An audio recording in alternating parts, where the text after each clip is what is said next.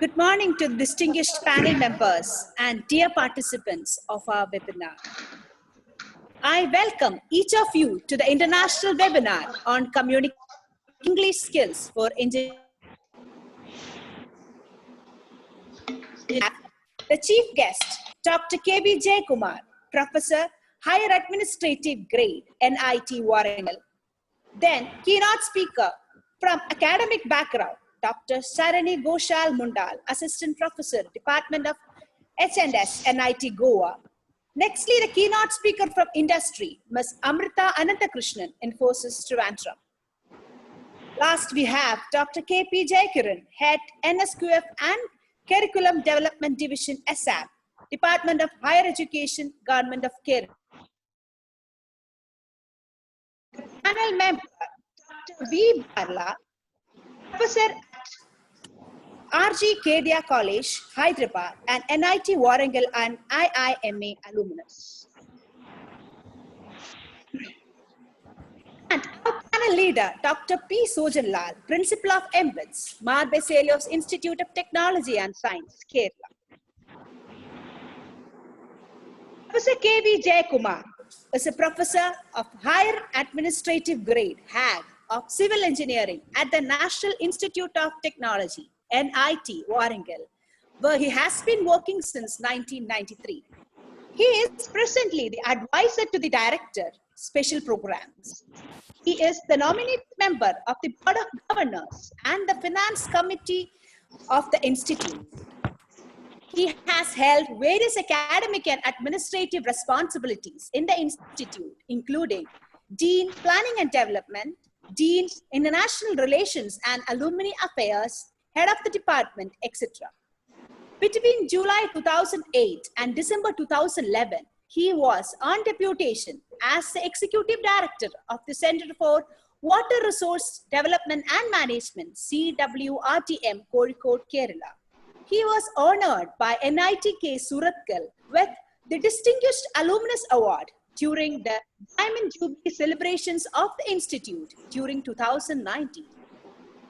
He was also awarded the Professor Rangaraju Award for Excellence in Water Resource Research during April 2019. Professor Jayakumar reads, writes, speaks besides English, Malayalam, Tamil, Telugu, Kannada, Hindi, German, French, and Russian. We welcome you, sir, and over to you for starting the session.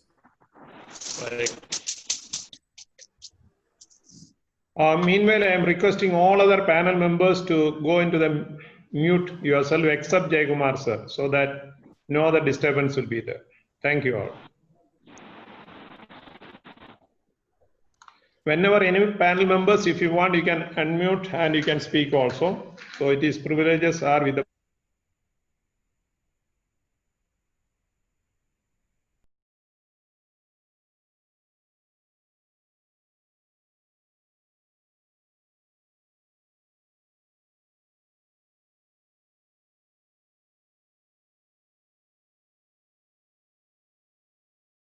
Hello?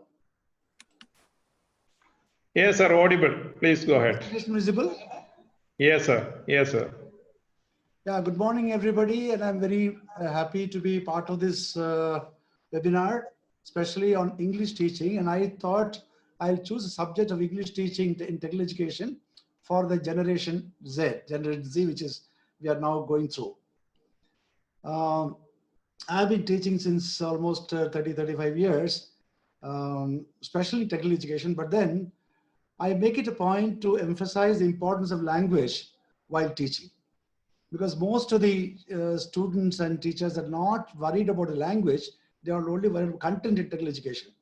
I can start my talk with a very interesting anecdote. I think it's about 10 years back, I was interviewing a candidate for a faculty position in English in an engineering college. He was a PhD in English, teaching in one of the coaching institutes, Narayana, Chaitanya sort of thing, where English is taught only the last 10 or 15 days. The whole year, 2 years, they teach only physics, chemistry, maths to make them ready for JEE and other exams. Last 10 days, they teach them English. And then they are made to, write the exam, because English doesn't really carry any weightage in JEE or other exams. So I asked him what I've been teaching, how many days in a year you teach for this +2 students. He said, sir, last 10, 15 days or 3 weeks. What do you teach? He said, I teach adverb, verb, noun, active voice, passive voice, etc. And he just asked me, what is that passive, active voice? Sir, I act and talk in loud voice. This is what he said, active voices. I thought, oh my God, if this type of thing is taught to the students, God only can help them. So that's how the importance of English is not realized in technical education by many of the faculty. So I normally start with a very positive affirmation. So let us start the day with a very positive affirmation. Let us say today is going to be a very awesome day. Let's all assume that today is going to be awesome, and let us make it awesome. Now, success has two formula. One is talk thinking in terms of limitations. I cannot do it. This is what I can do. Don't think like that, but think in terms of possibilities. I believe in myself. I am capable of whatever I set my mind to. That's what our day should start with. Now, this is one of my pet slides, where there is a Venn diagram. It shows what you love doing, what you're good at, what you can be paid for, what the world needs. If you love doing what you're good at, if you're good at what you love doing, it's called passion. So if you love teaching, you're good in teaching, it's called passion. If you're good at teaching and you're paid for teaching, that's called profession. We are good at teaching and we are paid for teaching. But then the world needs some type of people and you're paid for, that's called vocation. Like everybody joins software, whether you're qualified or not. So that becomes vocation. But if you love doing whatever the world needs, that's called mission. So you should love doing what you're good at, and you can pay for what you're good at, what you love, and world also would need. That becomes excellent in the present day setup. This is very, very suitable in the present COVID time people. Now we also should know the difference between knowledge, skills, understanding, and attitude. Knowledge is how to do the job. That's what we teach in most engineering colleges. Skills are capable of doing the job, which is what we don't teach. There are engineers who know how to do it, but they aren't capable of doing it. So this is probably something in the education that we'll have to teach them. Understanding when to do the job, attitude, having the initiative to do the job when required. So we have to have the knowledge, we have to have the skills, we have to have the understanding, we have the attitude, for which a good communication is very, very essential. So let us see how education is defined by Peter Drucker. He said education is someone who has prescribed stock of formal knowledge. That's what we think. If somebody says BA history, so whatever some prescribed text syllabus is prescribed, he goes through it.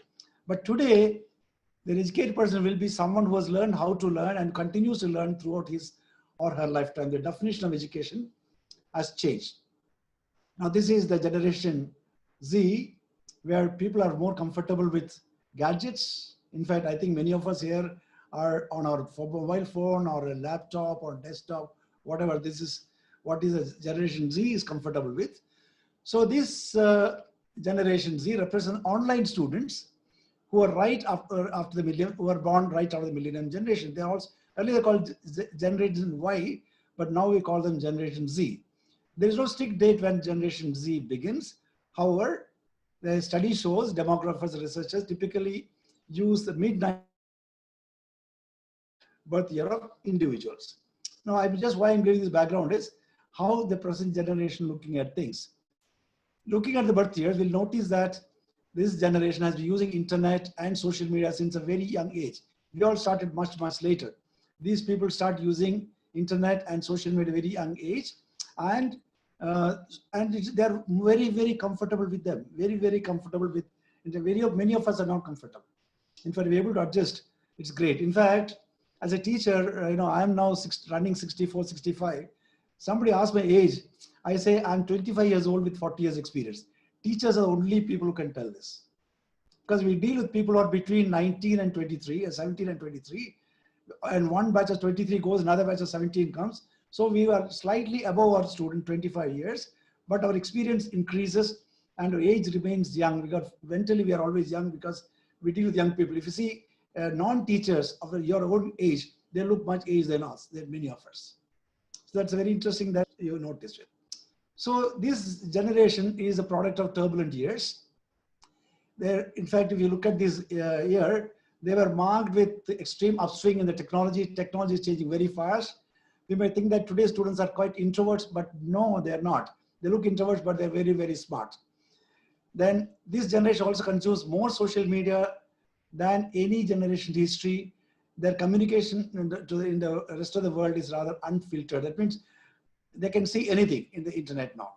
So filled with stories of terrorism, violence, just like that in everyday life. So this is very, very interesting generation that we see. In fact, you'll be surprised that while sending communication, we use a lot of abbreviations. In fact, one student of mine who wrote an end semester exam only in SMS language. The whole text answer stage was SMS language. That is because he has not learned. He thinks SMS language is the right language, and he has technical English is not probably inculcated in him. And everything was correct. The content was right, but then only his language is not good. And they also know from where to get funding, things about various things. So all that the present generation requires is a good internet connection. So all of us are, that is the present generation's things. So in virtual classroom, they are very, very successful problem solvers. The brains have become wired to sophisticated, complex visual imageries, audio and kinesthetic learning. All these are very, very common in the present generation. They are gamers. They have spent a number of hours by the time of age of 20 years. They know a lot of things. And I always say teachers of the present generation assume that the next generation, Generation Z, is much smarter than the previous generation. Each generation is smarter than the previous generation. So this is something which every teacher should understand. The students whom we are teaching are smarter than us. Only thing is they don't realize they are smarter. So when we talk about online training, we should have different styles including text, video, audio, and images. So what does the present generation want? The present generation wants opportunity for hands-on learning. The present generation should have, they let students follow their curiosity, use more technology in the classroom, focus on creativity. So you find, to sum it up, technology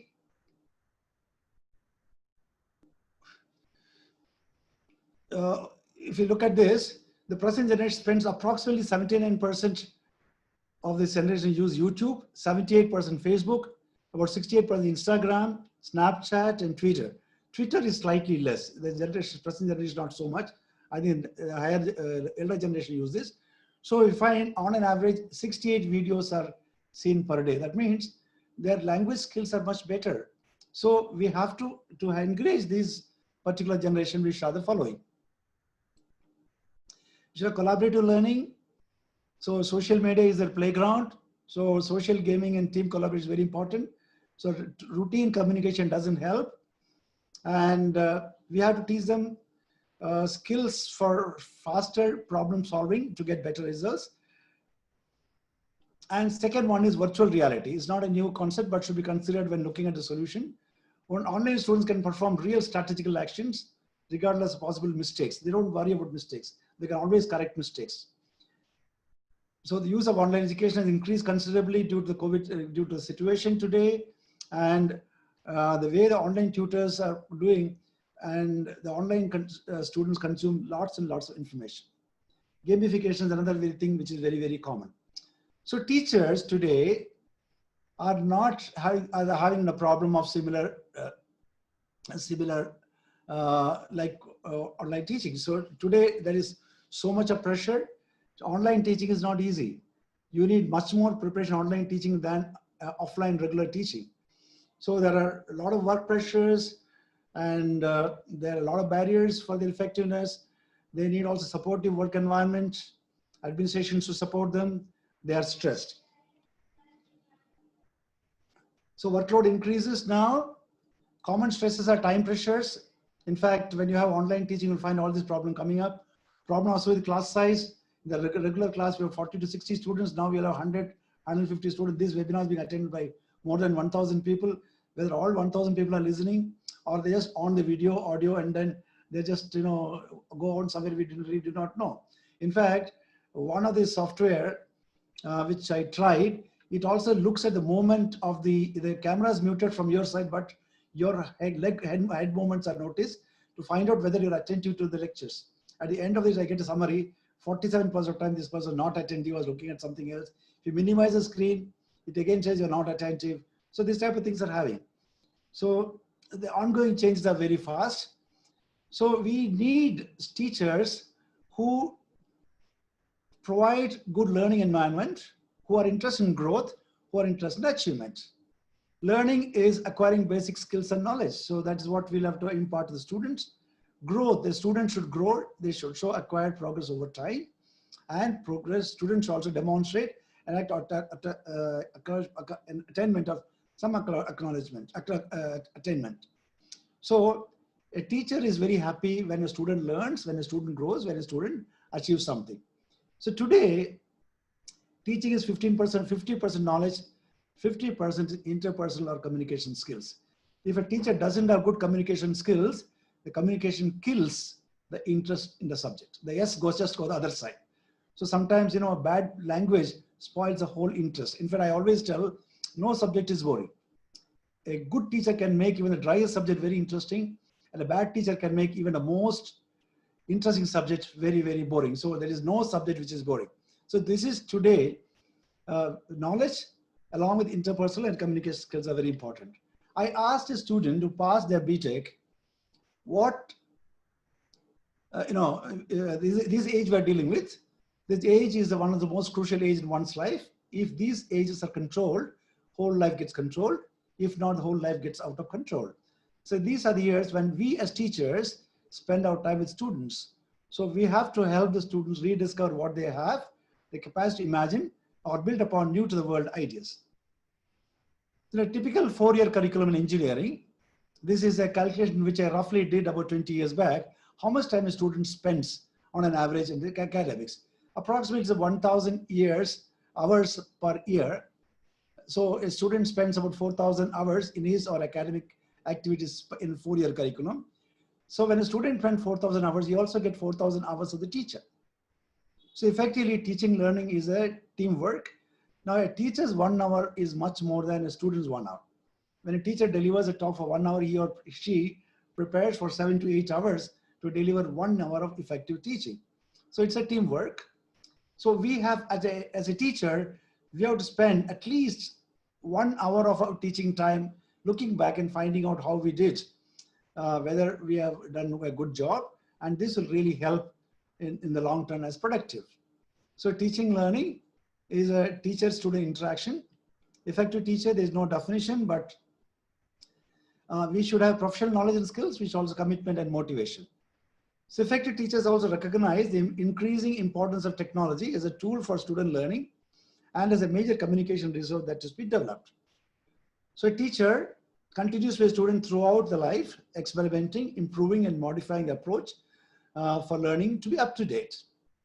Basically, a teacher should have a desire to teach, very, very important, desire to learn, desire to share, desire to motivate.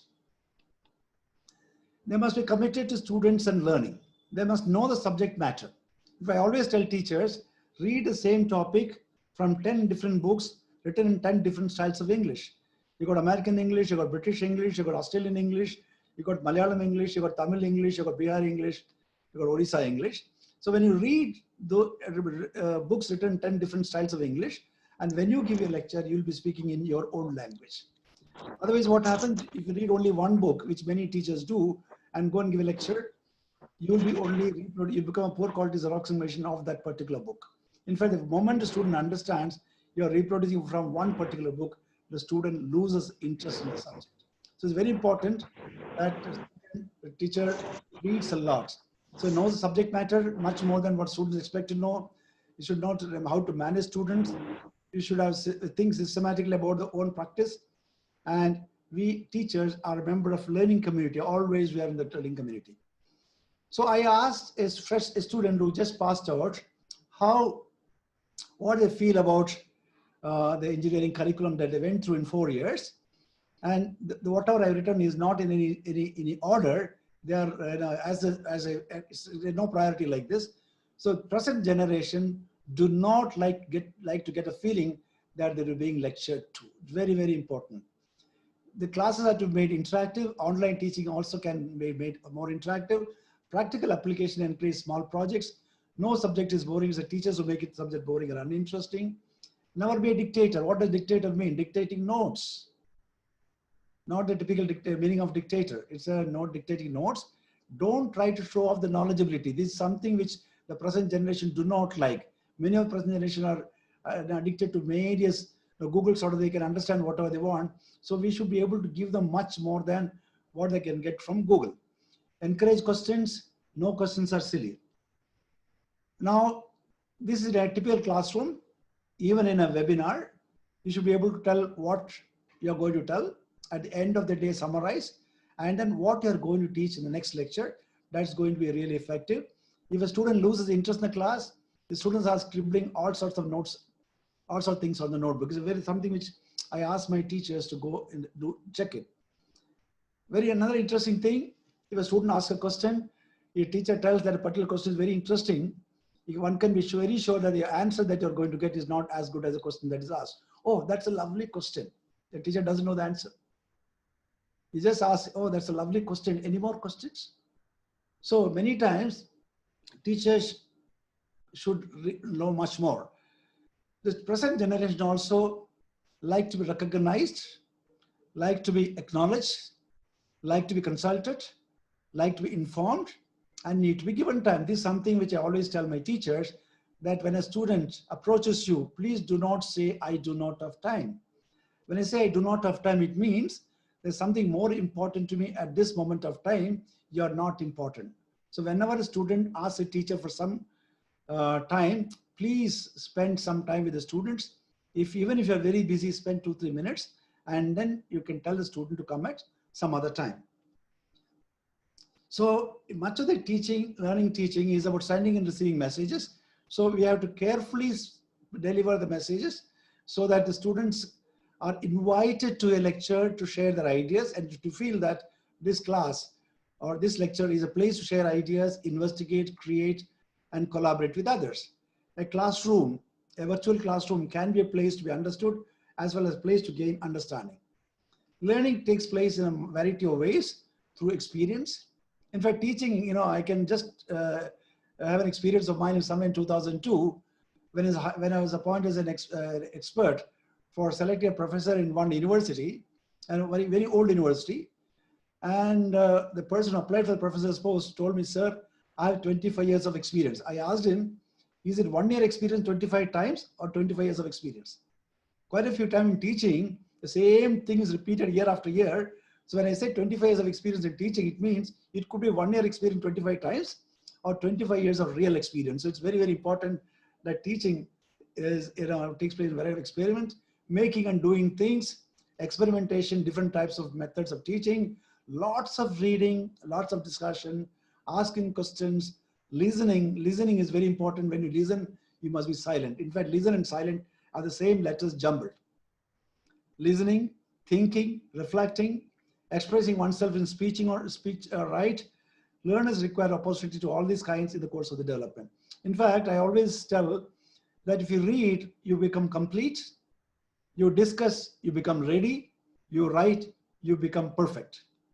Writing makes you perfect because when you write something, whatever you have in your mind, you are putting on a piece of paper. When somebody else reads it, he or she must understand exactly the same meaning that you wrote on a paper and then you should be able to understand the same material when you listen to it or read it later. So today's students and engineers must be technically competent, globally sophisticated, culturally aware, innovative and entrepreneurial, and nimble, flexible and mobile. So this is very, very important for the present generation. I can give an example of one of my classmates whose daughter got state first in Karnataka. He was in 10th standard as well as 12th standard. He was not ready to send the student to any big institutes. He put that student in an engineering college just behind his house. And spoiled the whole life. So, and today we can move anywhere. The world has become very small, it's very things. So a good teacher must be a good classroom managers. They should know how to teach a lesson for student learning and mastery. They have positive expectation. When I teach, my expectation from the students are very, very positive that my student will succeed. But I'm very proud teacher today that out of 120 MTechs or so I've guided, 22 students are IAS officers today, leading various positions across the country. About 15 of my students are professors in the United States and other good universities. About 10 of them are in India. And quite a few of them are doing wonderfully well in different capabilities. I keep track of them. In fact, I have a WhatsApp group of all my students. The moment somebody registered under me, immediately I is part of the group. So I keep track of them. So I expect students to be always growing, and teaching is the only community where we feel we are happy when my student goes above us. Every other community feels bad. Teaching is the only community feels very happy when they go above us. I think teachers and parents are the only people in the whole world who feel happy when their wards or their students go above them. When somebody becomes an IAS officer and is a chief engineer, chief secretary, I'll tell them he's my student. So that is something which is very, very important. So the lectures must be stimulating, clear, well-organized, warm, approachable, prepared, well-prepared, helpful, enthusiastic, fair, and so on and so forth. I still remember when I was doing my BTech, the first year, one teacher came unprepared to class. After 5 minutes, I raised my hand and said, yes, Jayakumar, what do you want? Sir, can we have the class tomorrow? This is the first year, second week. Yes, why? It looks like you're not prepared. I didn't come to listen to this nonsense. And this is the guts we had at that time. In fact, how many students will have the guts today? When I was doing my master's, we had one professor who had a double PhD from IIT Mumbai and PhD from Stanford. He was teaching us environmental management. And first 4 days, he was speaking about Upanishads and Vedas. First 1 week, and I thought first 1 week maybe introduction.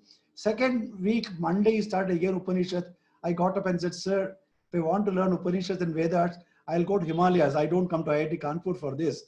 I came to learn engineering management. Then he is so short-tempered, he walked out of the classroom, and I thought I'll be thrown out that day.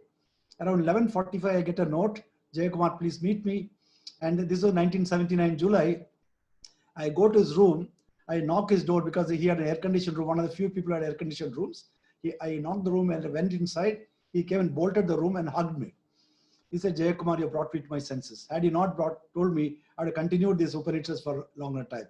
And even today, I don't read the subject. The way he taught was so fantastic. And it so happened about 10 years back, I was sitting along with him as an expert in one of the UPSC, one of the exams. And he told me, first thing he said to Jayakumar, I can't forget July 79. So that's the type of things that we have. So teachers must be very, very well prepared, helpful, enthusiastic, fair, and so on and so forth. Simple language, well organized. So, and you also should have a sense of humor sometimes, a very positive attitude. You know, the word positive attitude has a very interesting meaning in English. If you put A is equal to 1, B is equal to 2, C is equal to 3, etc., Z is 26, and put the number for positive, it becomes exactly 100. You put the number for attitude, it becomes exactly 100. You put discipline, it is 96. Knowledge, 97. Luck, 43. Positive attitude, both have 100 marks each. You must be fair, you must be flexible, you must be social, you must be goal-oriented. You should also consider contextual realities. So teachers should have good attitude. We should care about student, invest time and effort, bring positive attitude, enthusiasm to the classroom, exhibit subject matter competence, implement proper strategies, set high standards for themselves, and plan the instruction, create developmentally appropriate instructional materials and activities. I'll skip some of this. So these are characteristics of effective teacher. Teachers should have personally achievement oriented, must be direct, must be flexible. Attitude is motivation to teach, empathy towards students, commitment. Experience also counts. Experience in subjects taught, experience in a particular subject. So these are all the properties or qualities which a teacher should. I just scribbled some of them: calm, approachable, imaginative, logical, passionate, enthusiastic, knowledgeable, leader, efficient, mentor, facilitator, etc., etc. Some of the very, very exceedingly good qualities which all teachers, you know, teaching is one of the toughest job on earth. Every moment of movement of yours is noticed. If you can do, why can't I do? So teachers, everybody think teaching is easy. It's the toughest job. We must be a role model to our students in every respect. So you can add many, many more to this. Caring, committed, courteous, honest, respectful, kind, patient, responsible, tolerant, love, learning, adaptable, and you can add many, many things to these facilities. Now you also find one of the fantastic quotation, Albert Einstein's quotation, It's a supreme art of teacher to awaken joy in creative expression and knowledgeable. So it's from Albert Einstein. So often you find that the students you are trying to inspire are the ones that end up inspiring you. You try to inspire students, after some time, the student becomes a hero. So the students start inspiring you. So this is a very interesting quotation that we have. To the world, you may be just a teacher, but your students, you are a hero. You must remember, it's a very interesting thing that we have. And for a two-dimensional, the most important dimension is intellectual excitement, which represents teachers' obligation to knowledge and society. So if we have an obligation to knowledge, we have an obligation to society. So this dimension includes content and performance, intellectual excitement that I'm going to give while teaching, clarity of presentation and the up-to-date material. The second dimension is obligation to students. So first I said obligation to society, now obligation to students. The student asks, is a teacher energetic and enthusiastic? Does a teacher clearly show love for the material? Does a teacher use clear language and pronunciation? Does a teacher engage students so that they are immersed in the material? This is some very interesting matrix. On the top, I put interpersonal rapport, what type of rapport the student and teachers have. So there are some teachers who are punishing. Punishing means you attack the student asks questions, you just shout at them. Sarcastic. There are few teachers who are like this. Unpredictable behavior of a teacher. The second character is a low interpersonal rapport. That means you're cold, distant, highly controlling, still unpredictable. Then there are moderate interpersonal rapport, relatively warm, approachable, democratic, and predictable. Then high interpersonal rapport. You're warm, you're open, you're predictable, and highly student-oriented. That's one set of people. Then you've got intellectual excitement. High intellectual excitement, that means extremely clear and understanding. When your lecture is extremely clear and exciting. Then you've got moderate intellectual excitement, clear and interesting. Then the low intellectual excitement, vague and dull. Now we just cross these two. You find a teacher who has very low intellectual excitement and who is very high in interpersonal rapport. His lecture will be warm and fuzzy. You don't understand anything. If a teacher, you find 9 categories I put in this graph. A teacher is low in both interpersonal rapport and in intellectual excitement. They're called inadequate. And if you're high intellectual excitement, moderate interpersonal rapport, you can be a good teacher. But if you've got high intellectual excitement and high interpersonal rapport, you can be a complete master. That's an ideal condition. So you can now, each of you teachers can look at which category you belong to. You can be a good facilitator, you can be competent, you can be marginal, you can be adequate. In fact, all teachers can put in one of these a few categories, and you can yourself understand which category you belong to. And then we try to ultimately come to that number 9, which is not very easy. If you're somewhere around 5, 6, 7, 8, I think that's perfectly fine. But preferably 5, 7, 8, 9. You should try to reach that type of level. There are many teachers who don't read much, but they're very, very student friendly. In fact, when you get a feedback, such teachers get very high feedback because they don't, test you intellectually much.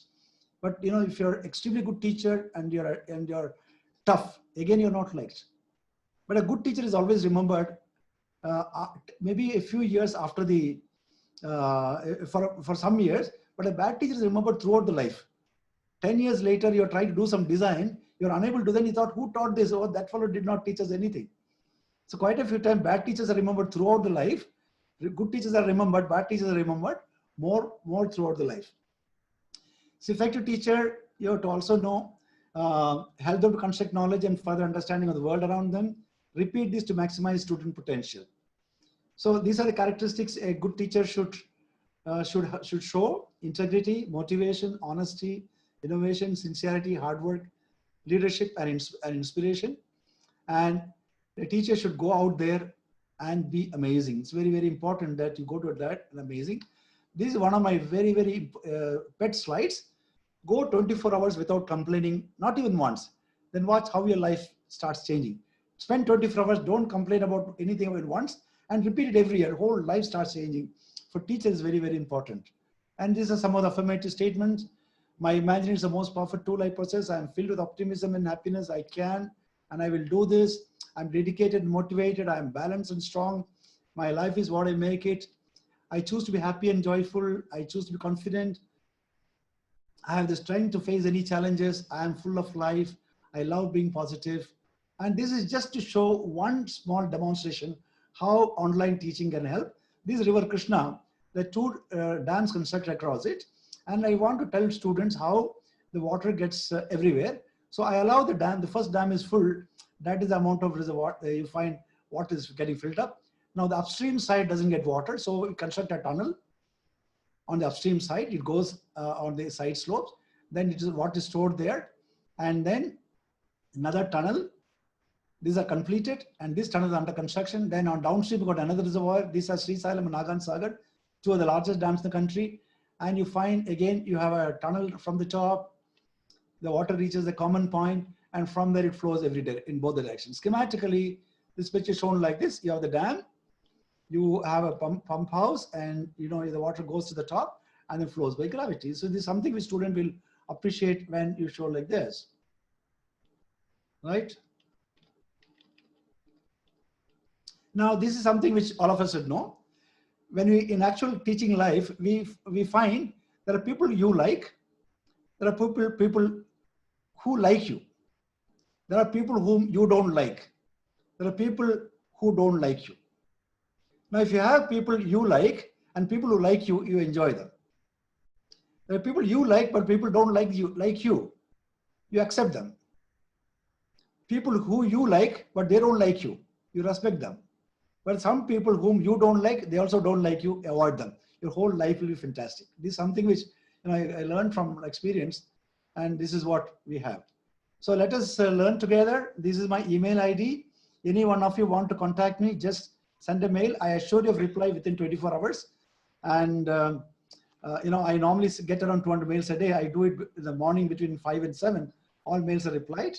I am also quite active on the Facebook. You can go to Facebook. I post lots of interesting things on internship, training, etc., etc. You can see on that. And this is my last slide. This is a lake which I cleaned when I work in Kerala.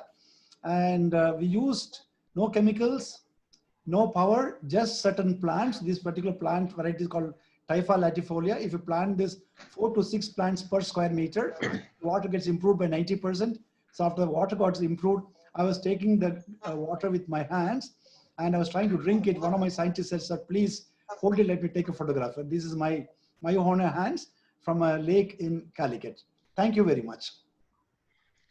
Thank you, Professor Jayakumar, sir, for the amazing presentation with lots of rare and amazing thinking you have brought in, particularly the Venn diagrams you started with, and also at the end also you came up with the Venn diagrams. So it's really fascinating, and it is something really which we like.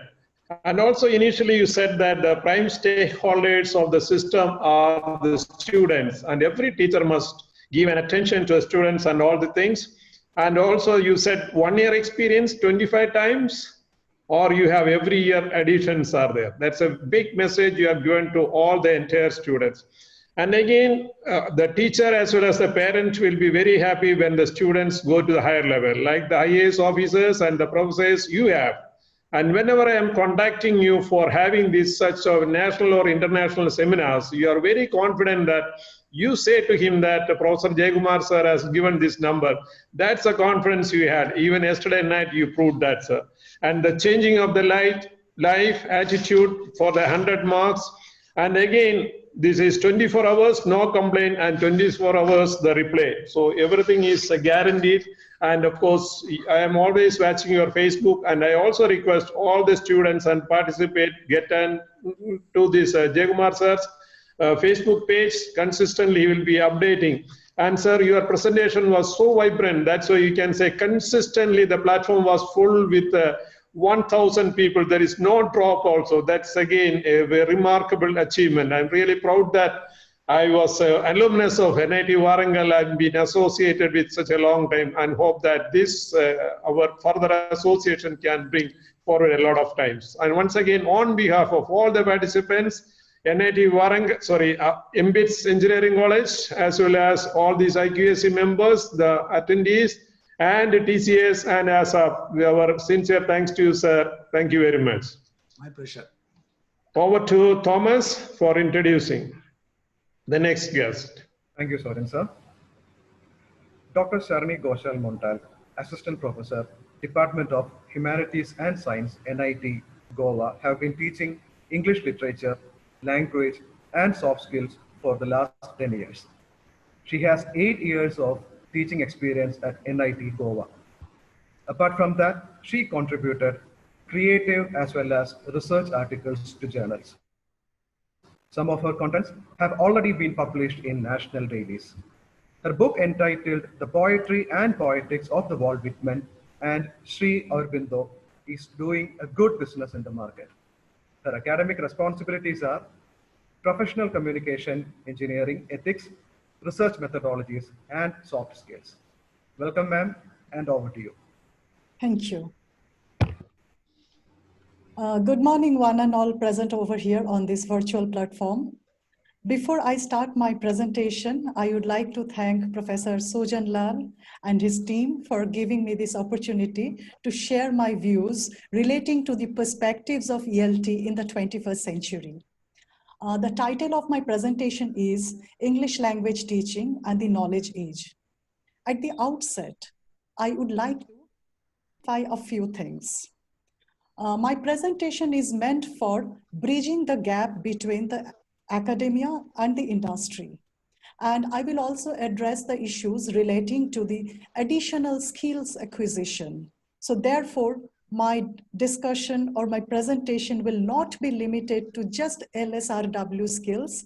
So I will go beyond that. But I don't say that LSRW skills are not required. They are required as the foundation, but after that, the students need more so that they can be industry ready.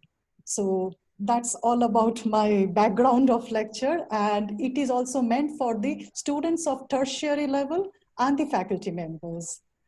Okay, slide. The slides, can you please? Yeah, okay.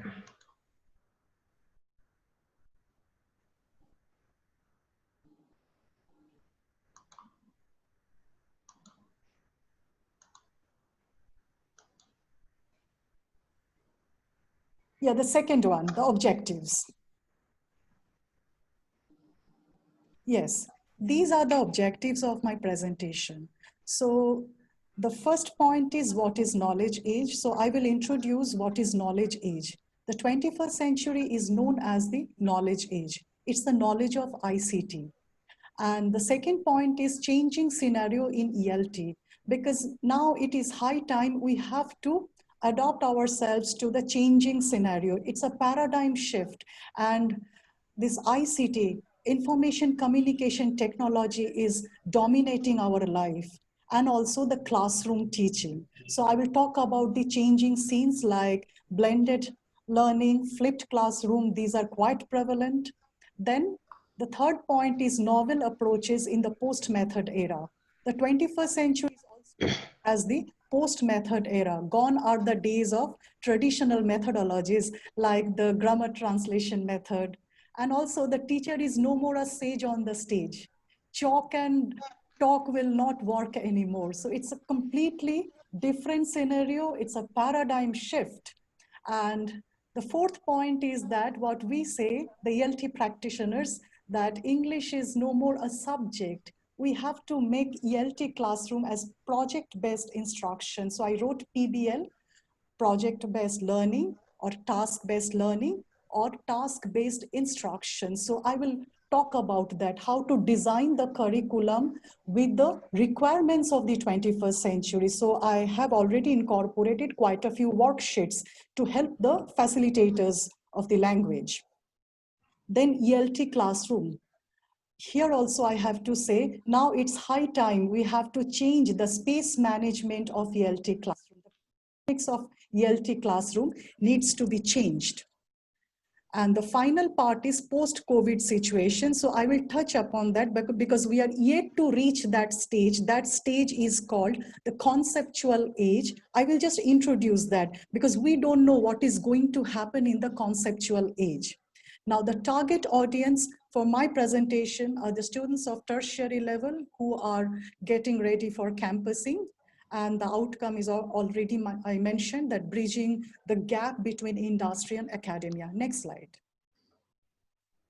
So this is a very famous quote by a writer and a futurist. He's an American writer. What he says, the illiterates of the 21st century are not those who cannot read or write, but those who cannot learn, unlearn, and relearn.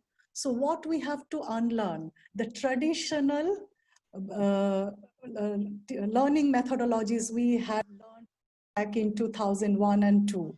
So now we have to forget that. We have to adopt ourselves to the new setting, the technological setting, and the way we are using the virtual platform at this webinar. And we have to adopt different technologies and we have to implement them in the classroom. So it is like ICT supported learning environment. Next slide. So this is the background of the 21st century. So it is considered to be, knowledge is considered to be one of the key factors of growth and development. So knowledge of ICT, which I had already mentioned, and it has shrunk the world. We say global information driven, globally networked society. It's also an era of devices, applications, and connectivity. And that's why all of us are living in a flat world. We are all connected. We are no more citizens. We are netizens. And criteria of knowledge age is that knowledge is very cheap. It is accessible. If you have a smartphone, if you have an Android phone, enough, knowledge is in your palm.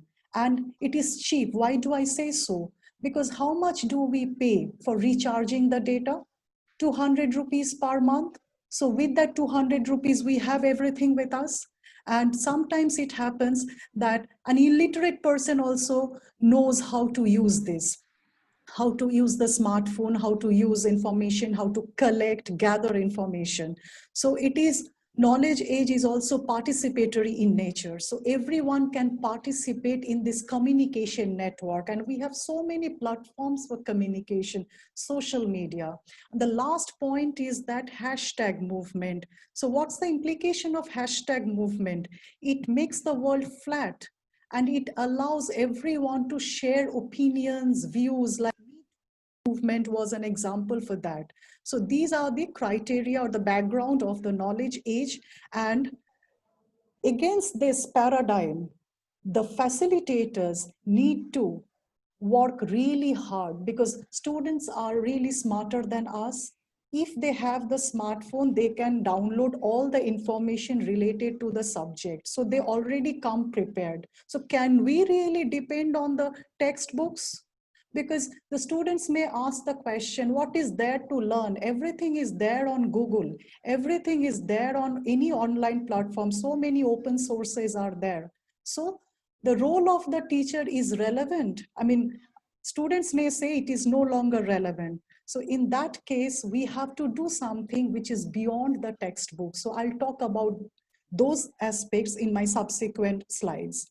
Next slide. So that's the evaluation of society. I'll just give you the breakdown. Initially, it was agrarian society where the learners needed to know how to plow a land, how to tilt the soil. So there was not much complication. After that, we moved to the industrial age where learners were trained to work in a systematic manner in the factories. And the efficiency of the system overshadowed the individual. Knowledge operated in a logical and controlled manner.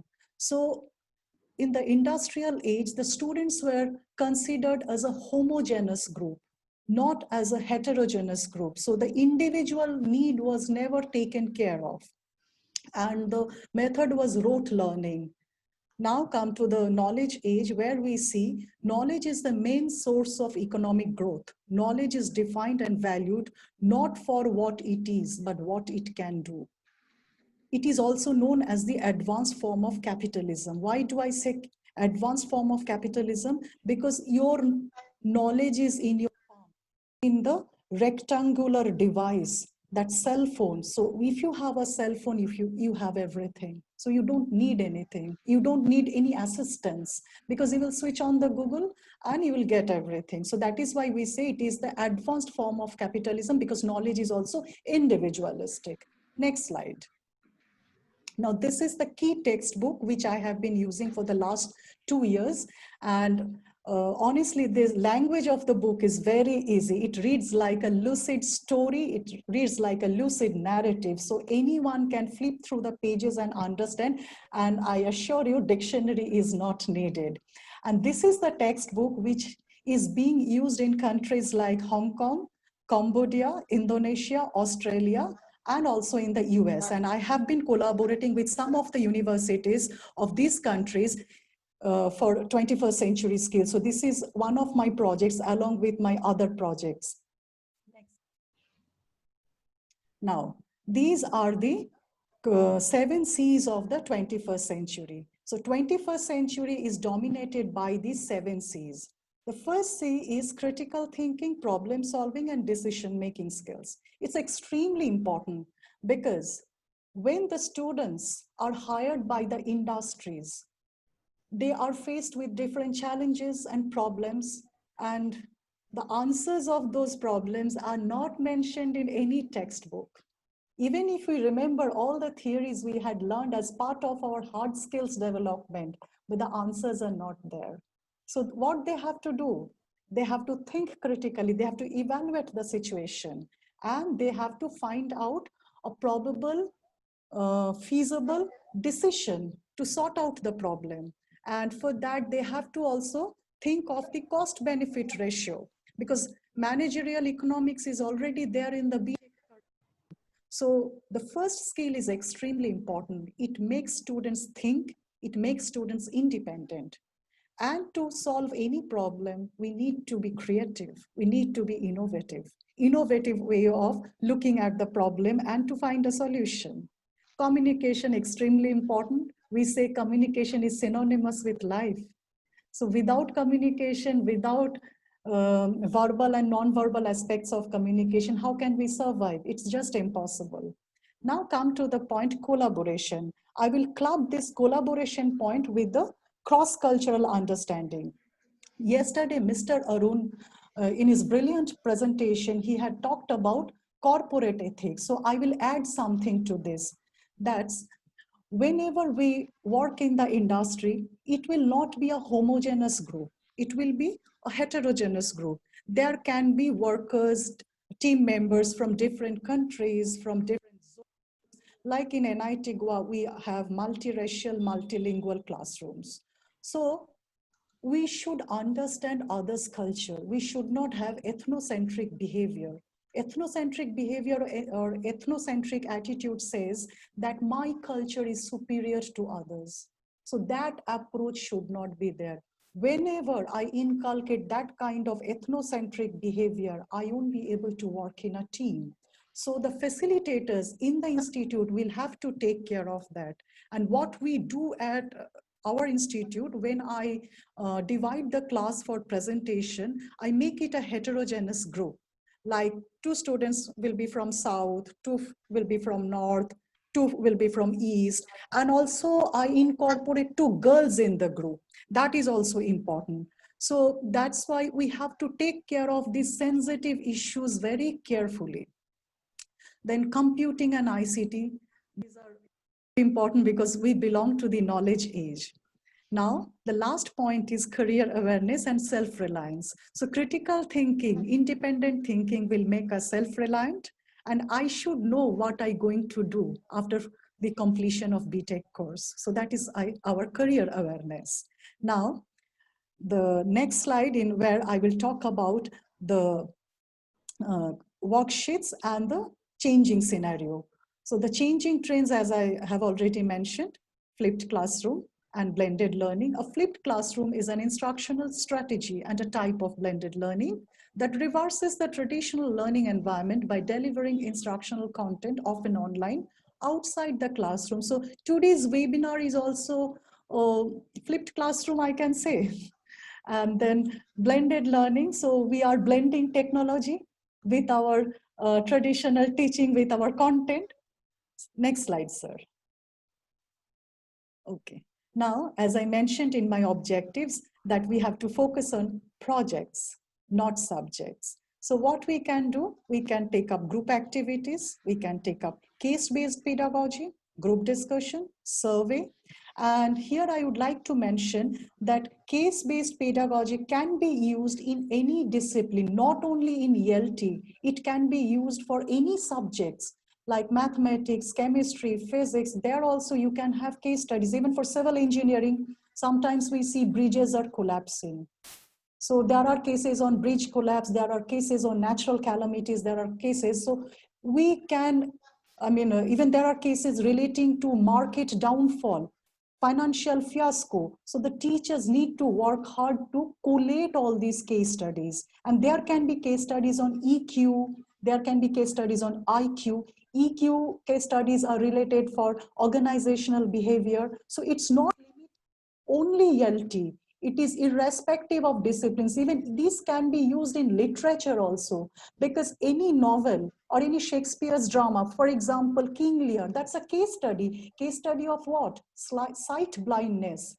King Lear is so flattered that he forgets to perceive the intention of his third daughter, Cordelia. So it's not only in ELT, it can be used in literature, history, anthropology, everywhere. Next slide, sir. Okay, so this is one of the approaches I prefer, that is silent way. Teacher is no more a taskmaster, he is just a guide. So silent way is a language teaching approach introduced by Caleb Gattegno that makes extensive use of silence as a teaching method. Gattegno introduced the method in 1963 in his book entitled Teaching Foreign Languages in Schools, The Silent Way. The teacher speaks less, he or she moves away from the didactic approach. So if teacher speaks everything, if he adopts the authoritarian attitude in the classroom, then what will the students do? Will they speak out? They will remain shy, they will be scared of the teachers, and that tongue-tiedness, inhibition will all be there. They won't be able to come out of their comfort zone. So the teacher must speak less. Teacher will facilitate the learning process. The teacher will make the classroom environment conducive for learning. The applied linguists like Henry Widdowson, Wilkins, H.H. Stern, what do they say? That the teacher will have to make a quasi-natural setting in the four walls, within the four walls. So we have to take an extra effort, I must say. So one example is given there, story writing with keywords. You give them some keywords relating to a situation like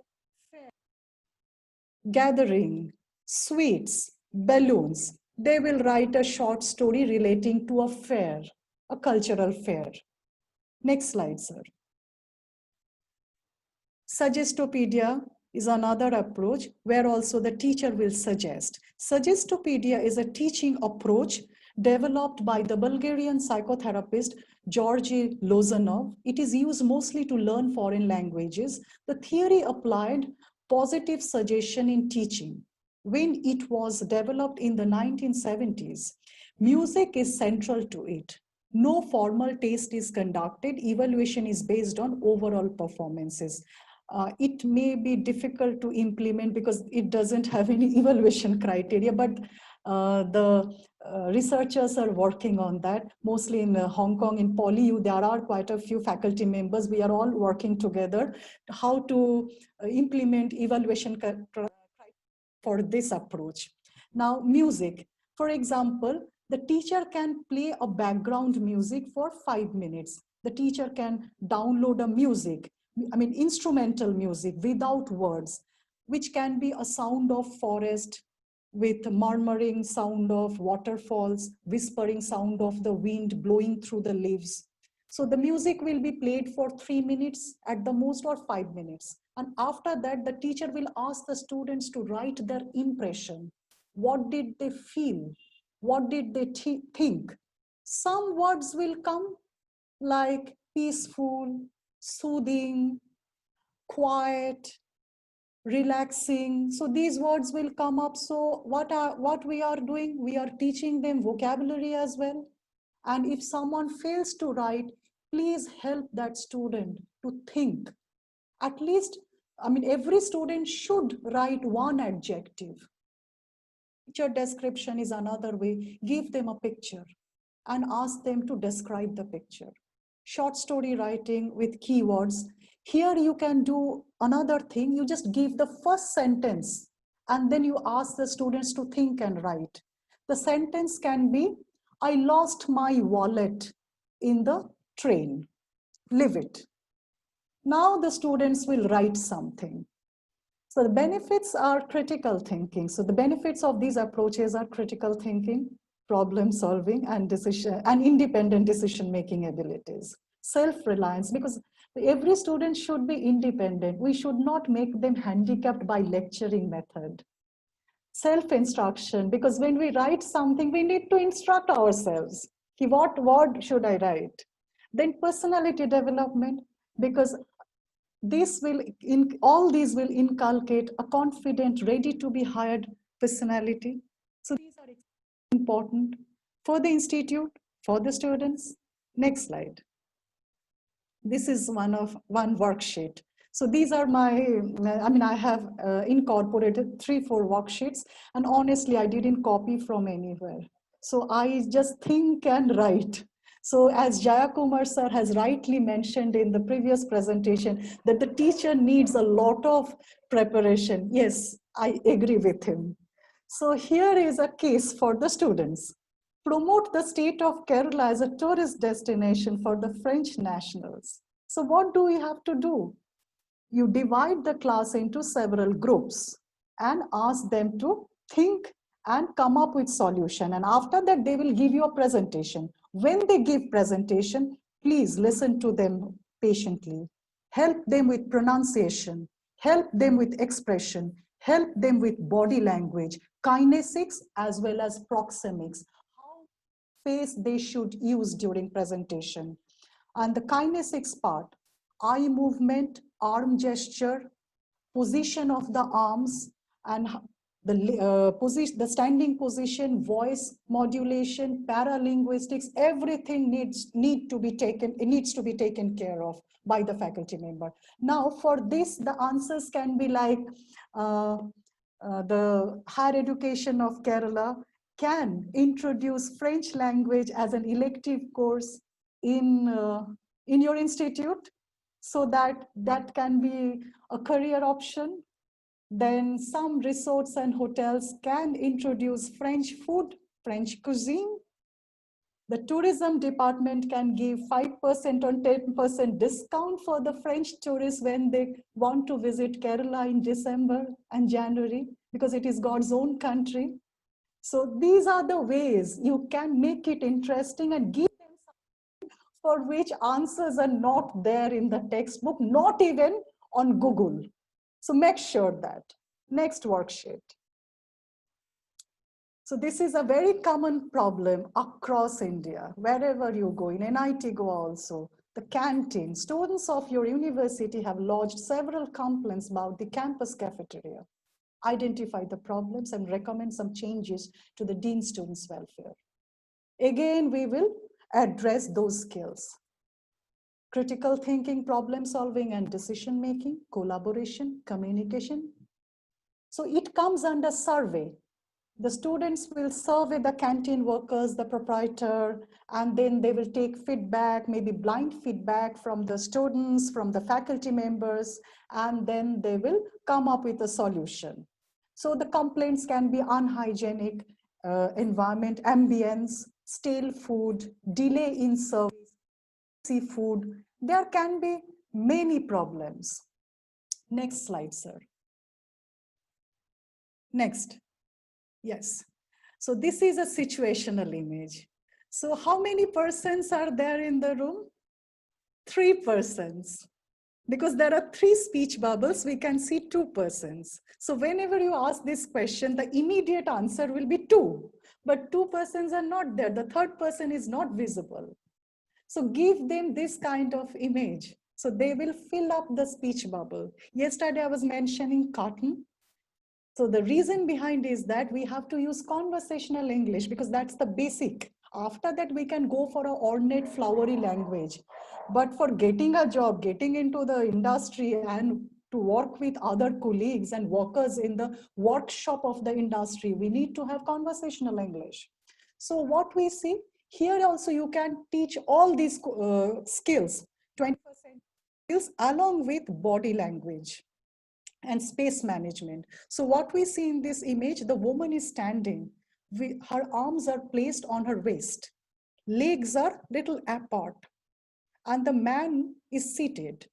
Now, she can be the boss. One way of looking at the picture, she is an aggressive woman. She wants to dominate her subordinate. That can be one way. She's not happy with the work progress of her subordinate. This is one way. Or another way, the man can be the boss, the woman can be the secretary. So you can have multiple responses, different types of responses from your students. So it will trigger their critical thinking as well as metacognitive skills. So we don't really resort to cognition anymore. We focus on metacognitive skills in the 21st century. What is metacognitive skills?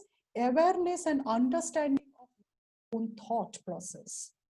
I must regulate my thought process. If I can't regulate my thought process, I cannot prepare speech. I have ideas. So ideas and thought process should be properly regulated to make a concrete work plan of action. And then that can be delivered for problem solving and decision making skills. Okay, next slide, sir. This is another worksheet. I prefer to play the Chinese whisper game with the first year students for listening skill. It's very interesting, they enjoy it. So one class, 145 minutes class is devoted to this. And I find out honestly, listening skill is very poor because whatever I tell to the first students, when it reaches the last student, in our institute, we have two sections, 75 plus 75. So when the message reaches to the last student, it's completely a distorted message. So this is a very effective, skill for game for developing listening skills. Then you can have short cases on EQ. There are cases available online, or also you can just make your own case by observing the behavioral pattern of your students, because some students in the class will be maladjusted, some will be aggressive, or some will have the tendency to dominate others. So checking by observing their behavior, the teachers can develop their cases on EQ, emotional quotient, that comes under soft skills development. We call it life skills. We call it personality development. Now I have a very small case study for checking the personality test. There is a very tall coconut tree, and where 4 animals, a lion, a giraffe, and a squirrel are standing close to the tree. Which animal will be the fastest to reach the coconut at the top? Give them this kind of case study for testing their personality. Now let me discuss the answer. If the students write lion, some of your students, lion is aggressive. Lion wants to be the king of the jungle. Lion wants to dominate the other animals. So if someone writes lion, so you understand the personality of that student. If someone writes giraffe, I'll come to chimpanzee later. Giraffe, the person is logical because the giraffe has a tall neck. So, inevitably the giraffe will reach the coconut. Squirrel, very small creature. If someone writes squirrel, the person is optimistic. Chimpanzee, very logical. More logical than giraffe because giraffe movement is very slow. So when the giraffe looks at the coconut and tries to grab it, by that time chimpanzee can just cross him and reach the coconut. So these are the ways, these kind of case studies are available, and we can work on it. We can make the classroom interesting, because lecturing the theories of professional communication will not be useful anymore. What they will do, they will learn the theories and they will vomit those theories in their answer scripts. And that will not really bring the coveted result in them. Next slide, sir. Next slide. Okay. Now, as I mentioned in the objectives that the proxemics of the 21st century classroom. So this is a tentative space management. It's a non-profit image taken from Google. Now what you see there, the sitting arrangement is made in such a way so that the students can sit in groups and they can discuss. Because a traditional seating arrangement is something where all the students sit in a row and the teacher is a sage on the stage. So it is just a two-way communication. The rigid proxemics of the traditional classroom doesn't give scope for interaction because all are sitting in a row facing the facilitator. So how will they discuss? Discuss is just impossible. So that's why we need to redesign the proxemics of the classroom, where the students will sit in a row, they will have enough personal space. What happens when they sit in the benches, some 3-4 students will sit, and they do not have adequate personal space. So we have to think about that. See, here you see that chairs are placed and adequate space is there between two chairs so that they can place their arms, they can relax a bit. If they are in a very confined setup, how will they think creatively? So we have to think about that. We have to be empathetic to our learners. They are not a homogeneous group. They are all heterogeneous. Every individual is very special. Every individual is extremely important. But the traditional seating arrangement doesn't give that scope. So this is high time, and we have already started this in countries like Japan and Hong Kong. So they are changing the classroom proxemics, and I have sent my proposal to MHRD as well. I don't know the results so far. Next slide, sir. Okay, the 21st century skills are also known as millennial skills. And the millennials are called Generation Y, or the snowflakes generation. The term millennial was coined by William Strauss and Neil Howey. Now, what they say about the snowflake generation is that someone with inflated sense of uniqueness, an unwarranted sense of entitlement, or overtly emotional, easily offended, and unable to deal with opposing opinions. I will explain this. So this kind of behavior is evident among the adolescent students. So students at the tertiary level are adolescents, and they have all these qualities because they overreact. They have the smartphone, so they think they know everything. They have the knowledge with them. So what is there to learn? And along with that, they all communicate with emoticons. They express their emotion along with their spoken words, because many a time in the chat, what we do, we put our thumbs up, we put smileys. So they try to connect spoken words and emotions simultaneously. And as they have all the gadgets, so they think that they know more than their parents, because we belong to a different generation. So that is why sometimes you will find the intolerance among them. When the students come to the class, someone will have iPhone, someone will have a very good laptop, and they have different apps, applications, and they start thinking that they are much superior compared to their facilitators. So it's really a challenging situation against this paradigm shift. Next slide, sir. So it's a summary. So teaching pedagogy is dominated by flexibility and freedom, that I have already explained, that the proxemics needs to be changed first so that we can introduce the metaphor of flexibility. And is that the same, it can be clubbed with the first point. Then the learner should be provided with adequate personal and social space. The facilitator has to make the environment conducive for learning. And it often happens that internet technology often decides the action, decision, and movement of our life. So we have to put a check somewhere that how much they will be used in the class. So that we have to decide that when you give a topic, when you give a case, so First 10, 15 minutes or 20 minutes, they will download information. And after that, when they start thinking about the solution, that time they have to sign off from their gadgets. So that we have to take care of.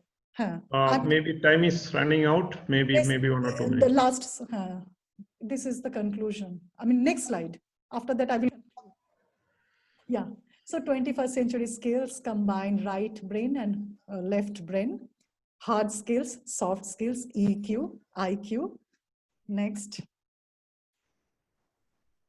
So this is my end note. The mind is not a vessel that needs filling, but woods that need igniting, critical thinking. Education is not the learning of facts, but training of the mind to think, metacognitive strategies. Next. Thank you. That's all. Thanks. Thank you, Dr. Sharani, for these exciting presentations and starting with the 21st century skills and the basic requirements of all the 7 C's of an engineer or a teacher or anything which you explain very well: the critical thinking, creativity and innovation, communication, collaboration, computing and ICT literacy, cross-cultural understanding and career awareness and self-reliance. So this has been well explained, as well as how you are linked with the worksheets. That's really amazing. You have shown very good examples of the tourist destination, canteen, hostel, and how to get out of the students from this. And I'm sure that this is can be not only applied by the English teachers. I would suggest that now again 100,000 participants, at least more than 500 faculty members. Please apply this across the country, across the world, that this technology is not only English teachers, all the subjects. And that's how these subjects can be more interesting and the students will be the leaders and all this. And really the silent way of coming, that's again a very good thing from you. And Dr. Sharani, that's really a very amazing one. And I'm sure that you are a continuous learner. And again, we all know that yesterday your father met with an accident in Calcutta. Your family members did not call you because they know that you are preparing this. Even on that very critical situations, your family was giving support, and you are also happily working on this. And thank you very much and for being with us. And really exciting one. And once again, thank you. And the recorded videos will be available. And I'm sure that this will be another milestone in the history of India, as well as for the attendees to continue on this. Now we will have an exciting presentation and from the TCS delegate, Ms. Amrita Anandakrishnan. Over to Susanna for introducing the guests. Thank you. Thank you, sir. Ms. Amrita Anandakrishnan, a Dale Carnegie Certified Master Trainer. She is the Development Center Learning and Development Manager for Trivandrum Infosys. She comes with 14 years of experience in her domain and leads diversity learning for the entire organization. We welcome you, madam, and over to you for starting the session. Thank you so much, Susanna, and it's a privilege and honor to be a part of this. So thank you all so much, Dr. Sojan and the team who reached out to me for this particular intervention that you're running. So I think it's wonderful to utilize the time that we have and also get everybody across the globe and help them out. So I would want to keep our presentation a little short because I know we are slightly pressed for time. So I would want to sort of keep it short, and I want to going to quickly share my screen here. I hope you guys are able to see the presentation.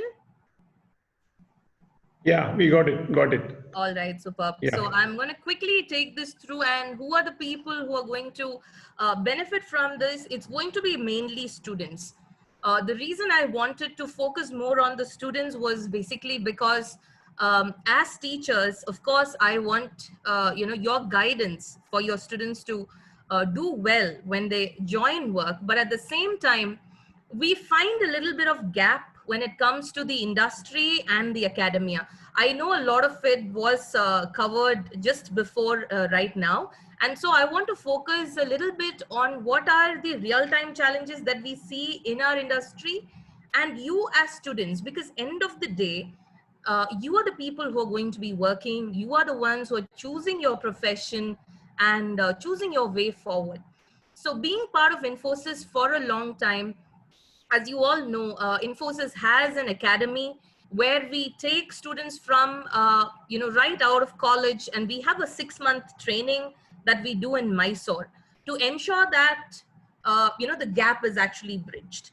And if you also look at it, speaking about, what we learn in college and what we actually want in the industry, there is a lot of gap, right? What we learn in textbooks and what we actually see implemented in projects, there are a lot different. So I want to, echo what, our madam before me also spoke about, is that there are skills which are not just academic skills, but at the same time, behavioral and soft skills that play a very, very important role, right? So today I'm going to speak about a professional pathway where you can create a roadmap for yourself, for your success. I would also encourage you to utilize probably the chat if you have to ask any questions to me while I'm going to take you through this, right? And if you look at it in the industry today, what are some of the key skills that we expect to see? Because like I said, we will have knowledge about coding, we might have knowledge about, whatever we are stepping into. However, how do we utilize this? And, we have heard before, this is an era where information is available freely. So earlier we used to say that information is wealth, and information is no longer wealth, because you just need to Google it and it's available to everybody at their fingertip. So if I were to say, I wouldn't say information is wealth anymore, because information is freely available to each and every one of us. So what is the differentiator? What makes it better is, how do you take the skill that is, or the information that is available freely, and how do you utilize it for yourself, right? To know what to do with the information that is readily available is what matters. So when we are trying to hire somebody, what are things that we keep in mind? Is there needs to be high impact communication. So, I really like the exercises that, were spoken about to say, give them a word and ask them to write about something and all of that, because communication is critical, be it today in the COVID situation or outside the COVID situation, because the clients we deal with are never locally present. The teams we work with, only a small part of the team will actually be core located where you are at. And you will see that the team members you work with, the project, different parts of the project that you are a part of, it will be spread across the location. And so communication becomes extremely critical. Now, what parts of communication are we talking about? Of course, as a fresher, we look at email writing, because most of our communication happens over emails, right? And so how effectively am I able to communicate over emails matter a lot. So my request to teachers are that give them enough guidance to know how to communicate effectively over emails. And that matters a lot, right? The next is spoken English. How do we communicate, be it with our team members, be it with the people we work with? How do we communicate? We have probing skills, which is about how do we ask the right kind of questions to get answers. So, that is something that we speak about, and also listening skills. So I know the worksheet that was shared before has a lot of insights on how do I go ahead and improve on these skills. So high impact communication definitely plays an important role, and you as an individual have to focus on it, because not even right now, but it is going to help you throughout your career to have good communication. Coming to the next is your building teams attitude. So can I be a team player? Because the ideal of working individually or an individual contributor is non-existent anymore, right? And so it is important for me to learn to work as part of a team, learn to collaborate. And so here we look at, do they have basic problem solving ability? Are there leadership skills that we can hone and make them into, good leaders? Are there networking, skills? Do they have enough networking skills to build that network to get things done, right? So that is another skill we look into. And you have planning and organizing. Very, very critical, because in today's industry, in today's world, time is money, right? So every second we invest, every timeline we commit to, it is important that we know how do we run with it. So having a knowledge on how do you manage time, how do you learn to prioritize, do what matters first and keep the rest for later. So all of that is very important. And finally, creativity and innovation. Now, how does creativity and innovation play a role is, if you see the domain of technology is changing rapidly around us, right? 5 years back, what was is not what is anymore. So it is important that we think out of the box. We have that attitude to be creative. Now, creativity does not mean that I'm trying to, ask you to draw, or I'm not asking you about skills otherwise, but I'm speaking about creativity and innovation as a mindset, right? To think out of the box. Now, when we come in for an interview as a fresher, what are some things that in an industry you get calibrated on? Is how you articulate. So when I spoke about high impact communication, how do you articulate or put your words in thoughts and, put your thoughts in words is what matters. So how do I articulate? The attitude that I carry, is it a positive can-do attitude, or is it an attitude of, I can't do this anymore? Or, do we have a positive or negative attitude matters? And also the aptitude. So what is the difference between an aptitude and an attitude? Is attitude is your mindset and aptitude is your skill set, right? So articulation is how I communicate. Aptitude is the skill set that I have, and attitude is the mindset that I come with. So all these three are extremely critical when we are working in a team. And I will quickly give you a couple of tips to get your articulation on point. 3 C's as I talk about.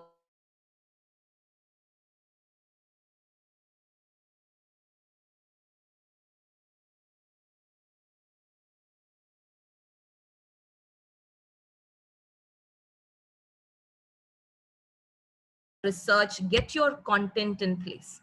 So if you really know what you're talking about, you feel confident already, right?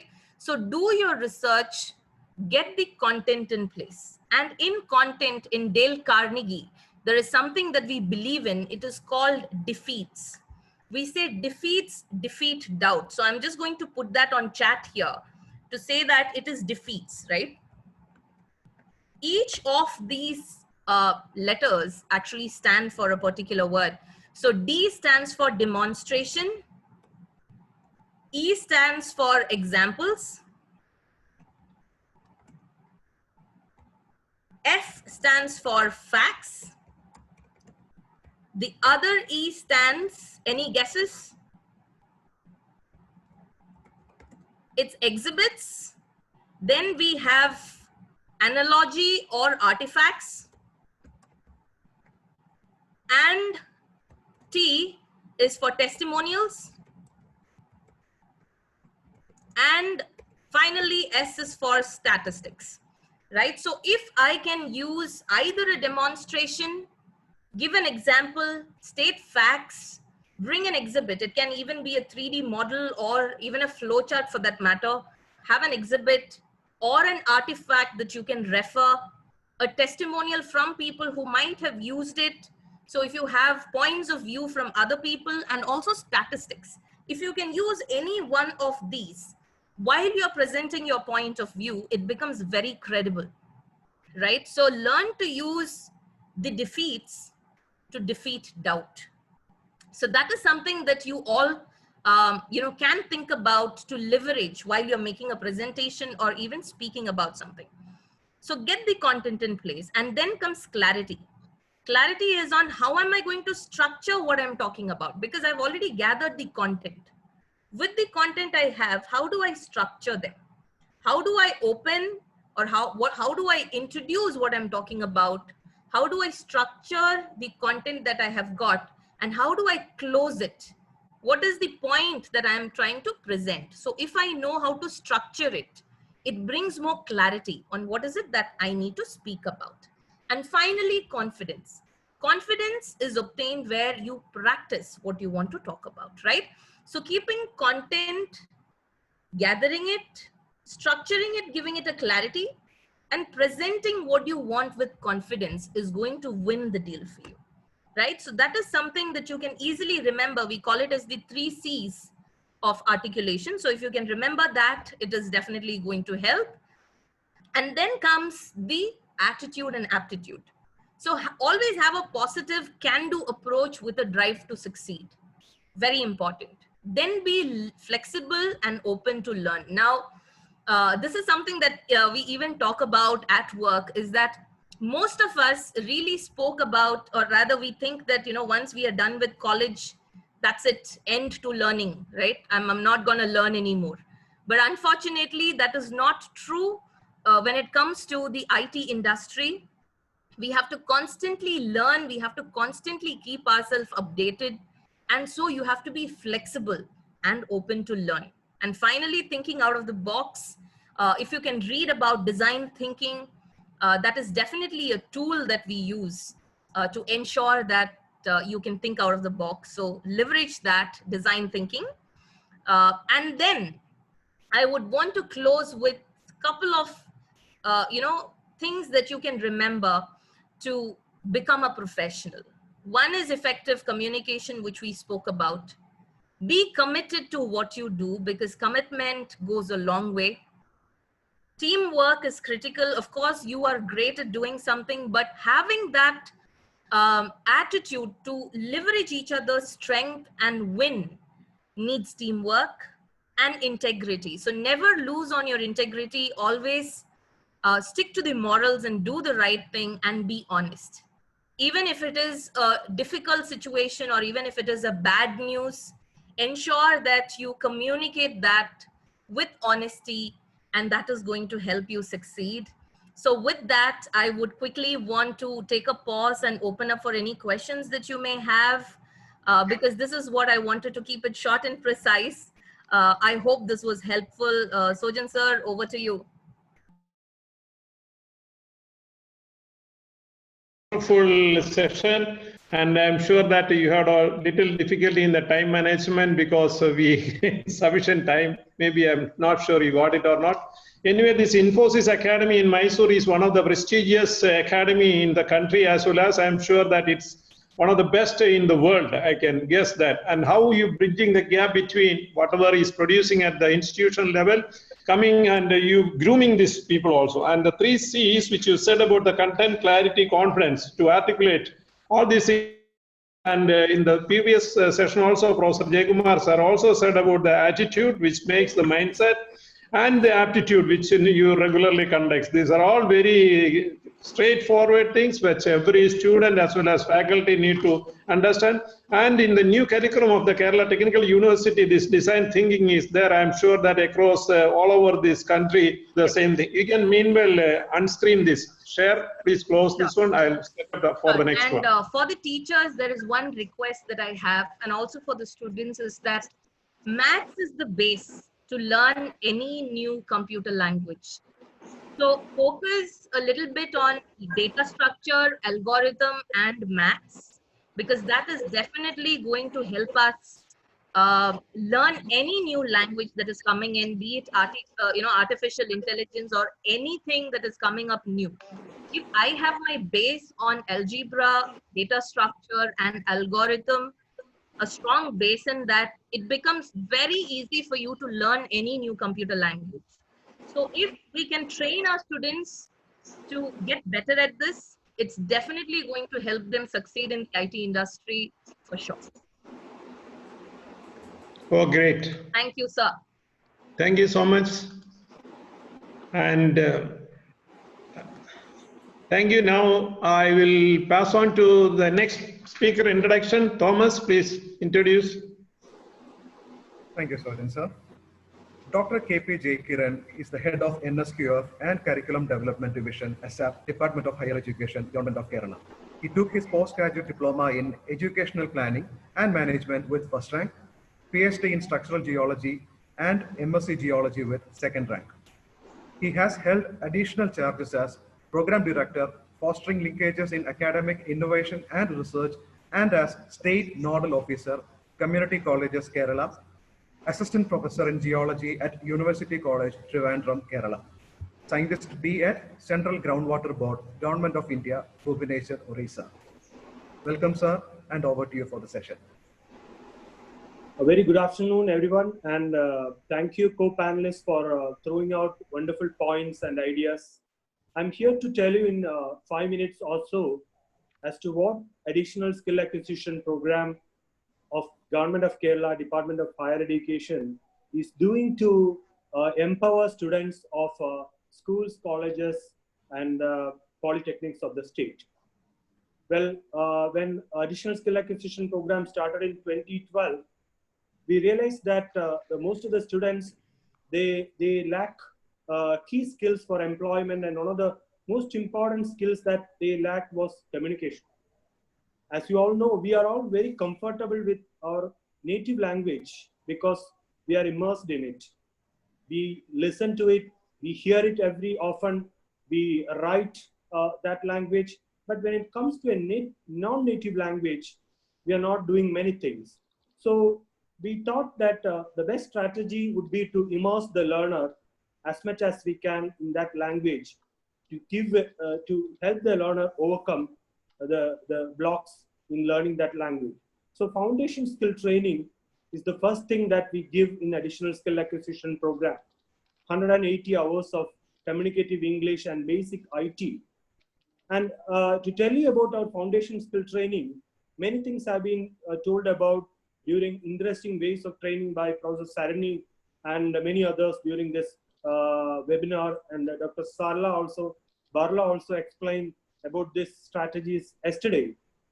Now we use a fun-based training strategies. We let learners undergo activities on an experiential mode. So there has been many stories of transformation. I would like to share with you one very important story from a tribal or a backward village in Kerala, from a place called Wayanad. I hope everyone is familiar with this name, Wayanad. And we had a student from a remote village, tribal village of Wayanad. From this village, no one has ever gone to a university, no one has ever worked in any job, be it government or private. And we had a student from this village attending to one of the schools where we had a skill development center. And this the father of this girl named Divya, this is not her real name, was a coolie. He didn't have a job every day, and her mother was a cancer patient, and she was an irregular student because she didn't have money to come to school every day. So we had great difficulty in bringing this student to an ASAP training, but our program managers supported her in paying for her travel and all, and we brought her to our ASAP foundation skill training class.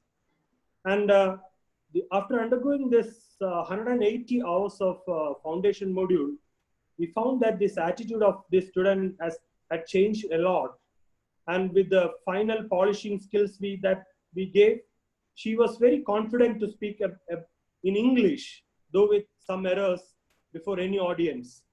And when our domain skill training started, she joined the course in PCB design offered by Sahasra Electronics, a Noida-based company. And she did well in that PCB manufacture skill training as well. And to our surprise, Sahasra Electronics offered the industry internship in Noida. That was in Delhi. And we faced great difficulty in taking this girl child from her village to Noida because she has not seen a train in her entire life. And it was difficult to convince her parents also that traveling to Noida will change her life.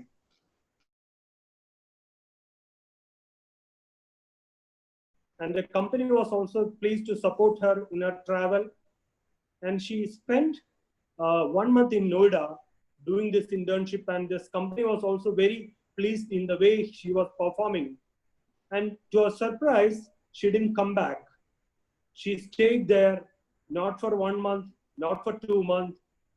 She stayed there for 3 years. After 6 months, She was taken in a position in the quality management division in the company, and she worked there for 3 years, and now she's back to her native village and with an aspiration to do higher studies in PCB design. So there are such powerful stories with us which have changed the mindsets of people, even from remote villages like in Vienna. So what I want to tell you is that, just like Dr. Barla said yesterday, the moment you take a decision, a conscious decision to change, that is when your life is going to change. The point a no becomes yes, that is going to be a crucial point.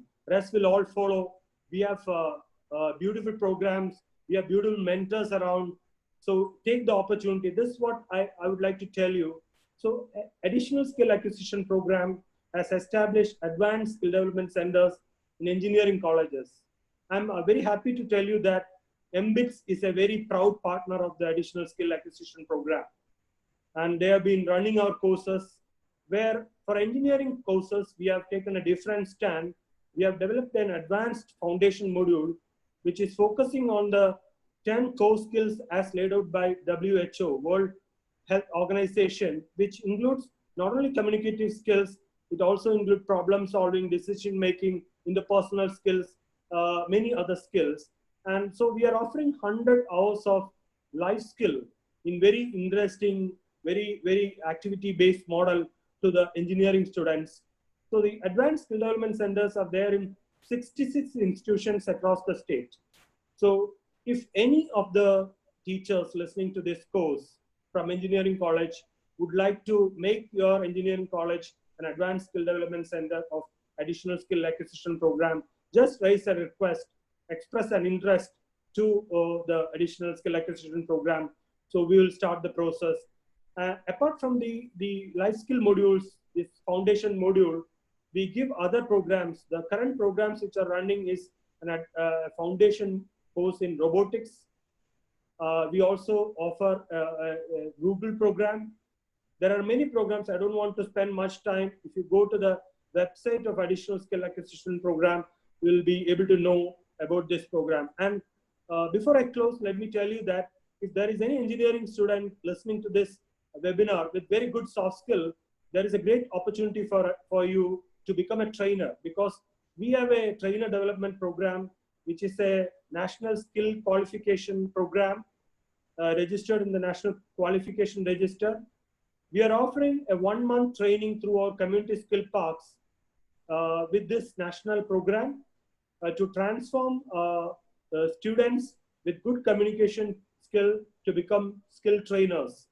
So we are offering that program as well. So please visit our website, skillpark.kerala.in. You will get more details. So I don't want to spend much time. I'm happy to interact if there is any query in this direction during the interaction session. So once again, let me thank all the co-panelists for giving wonderful ideas to the students listening to this program. And let me tell you what one of the professors told yesterday during this webinar. Listen to cartoon channels. They are very good to learn English. Listen to BBC 6-Minute English. BBC has got 6-minute English short sessions, which will give you content as well as simple English. You get both audio files and also the text version of that. That's very good to learn English. And the most important thing is that you practice the language. Get hold of anyone who is a stranger to your place. Practice whatever you have learned. Thank you so much. Thank you, Sojanlal sir, for giving me this opportunity. Thanks, everyone. Thank you, Dr. Jayagaran sir. It was a fabulous session, and the leading skill trainer in Kerala. We are very privileged to be collaborate with this ASAP. Your exceptional involvement is also leading the Kerala into many platforms, and the details are also, as we said, it's available in the website also. Now, thank you once again, and we'll go to some direct questions, and all the participants, you raise your questions in the chat room, as well as we will take some questions online also. Over to Siddiq Akhtar. Please raise your question, please.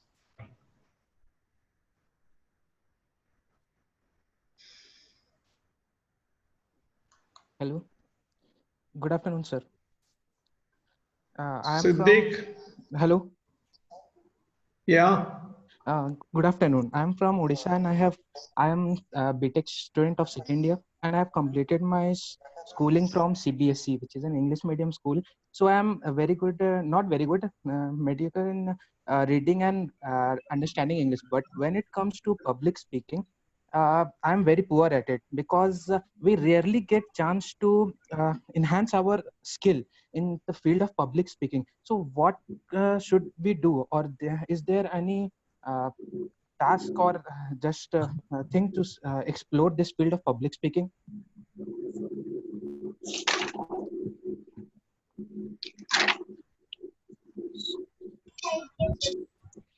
Dr. Sojala, can I answer that? Should I answer or who, sir? Yes, ma'am. Please, you answer. I think Sarni can do it. Okay. So, thank you for your question. And it is a problem faced not only by you, by many students.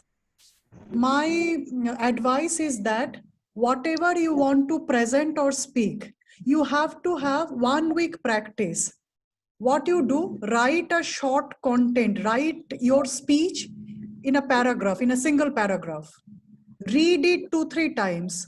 Then close the room, switch off your cell phone, stand in front of the mirror and close the page and start speaking. So what you do, you look at your mirror reflection, then you see your facial expressions, the contours, the lines, frowns, because when we get nervous, there will be frowns on the forehead. So check everything and start doing it. Do it for 2-3 days at least. The same content, 10 minutes a day, you will read out without seeing it. So when you start confronting your self-image, after that you bring your family members, ask them to sit and speak the same content.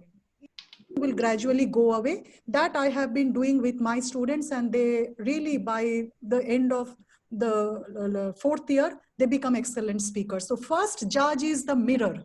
So in personality development, we say that check your mirror image first, because personality is a mask. We wear the mask, we check the mask. How does it look on me? So mirror is the first friend for public speaking. And also just to add that when I was a student in the schools, and I had to face a bigger crowd once in a time. So what I did is, after practicing at home, I went to a bigger rubber plantation, assuming that the whole crowd is in front of me. Thousands of crowds was there. And I started speaking, standing on that tree somewhere. Then, oh, my dear friends, and like that. So nobody was inside. So that is another way of looking. Yes. Okay, we'll take the next question from Ajmal Shaji, please. Sojan, I'll just add something to this. Yes, please. Confident, you speak slowly and nicely. When you're nervous, you speak very fast. Sorry? When you're confident, you speak very nicely, slowly, but when you're nervous, you speak very fast. So yeah, development of confidence is very important. But, for example, somebody who's joining a teaching job, first class or first few classes, he prepares for 1 hour. He speaks so fast because he's nervous, and he finishes 1 hour lecture in 20 minutes. He doesn't know what to speak. But after some time, with practice, it changes. So confidence is very important for public speaking. You have to build up a lot of confidence. Sir, I will add to that. While I was a teacher at Marathonicious College, it's an aided college here in Kothamangalam, Kerala. And probably in 1988, I went to the class, and again, I ran out of all my material before 10 minutes. So I could not stand there. So I left the class. In 2 minutes time, I got a note from the principal saying that meet me soon. So still another 8 minutes left. Because the student went out, mechanical student, they went out and disturbed in the class. Exactly what happened for me in somewhere 86, 88 period. So thank you, sir. It was really correct. I tell all my new teachers. And again, this Barla sir would like to add something. Very nice point, sir. Barla sir, please. I tell new faculty to take 3 hours material for every hour of lecture. Finishing fast and being unable to speak anything more, in experience of many of us, I used to have it in my childhood also. One of the answers, one of the established answers of that is you take a point number one, and before you end the point number one, you're trying to think at the middle, at the cycle before finishing point number two. Okay, I'm likely to finish this. What next? What next? So that your speech never ends. You can speak from morning till evening, provided you are continuously generating points and continuously speaking one after the other. Your brain should be working along with your heart and mind. Generally, you will be like an unending fountain, pouring in ideas and talking and talking and talking. This is the experience of many people, and I follow that in my public speaking. Right now, I'm speaking to you, but then I am also thinking what to do next. Mind can work in many ways simultaneously. It has got a fantastic power. So students must make use of this mind power and think of many points before finishing the first point. Thank you very much. Kumar sir, you would like to add something? You are mentioning something.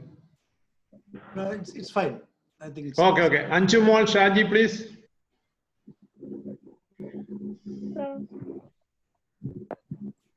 Hello. Yes, we can hear you. Please. I am a student from Mbits. Can you hear me? Yes, we can. Go ahead. Please ask the question. So I always felt nervous when I speak in front of people. How can I improve my skill, or how can I improve my this English fluently and stand in front of the people without any nervousness or without fear? I think I will like to take that question, sir. Am I Yeah, audible? please. Yeah, so Anju, I think there is no shortcut to this. If you want to get better at something, you have to keep practicing. Especially when it comes to English, I have always seen that in many places, when we start speaking in English, the people we are around start making fun of us, saying that, oh, now you're all, speaking in English, and then suddenly you feel you're making a mistake, and probably you don't have to speak anymore because people are judging and criticizing you. Don't bother about it. The language is like a machine. So keep boiling it, keep cooking it to get better. So if you want to get better in the language, continue speaking in English. A simple example I can give you is, if I were to ask you, so you are from Kerala, right? Yes. So if I ask you to say good afternoon in Malayalam, can you do that? She's muted now. Go ahead. She is listening. So when it comes to good afternoon, suddenly you're searching for the words, right? Because we are not used to saying good afternoon in Malayalam. Similarly, the more used to you get to a language, the easier it becomes for you to use. So that's for everybody. So if you want to get better in a particular language, especially English, which is now, like Jayakumar sir said, it's not an alien language anymore. It has become very common across the globe. And so if you want to get better at it, continue speaking in it. It's not enough that you read or write. It is necessary that you speak. So speak as much as possible, wherever possible, and you will feel more confident. Okay, yeah? Thank you. Thank you. Yeah, Pujita, next. Yes, Jayakumar sir. Let me just add, one must be very strong in their own mother tongue to learn any language. If somebody speaks good in English, he must be first of all able to communicate very beautifully in the mother tongue. Otherwise, no language can be present. And also we will use it. Online education has its own benefits.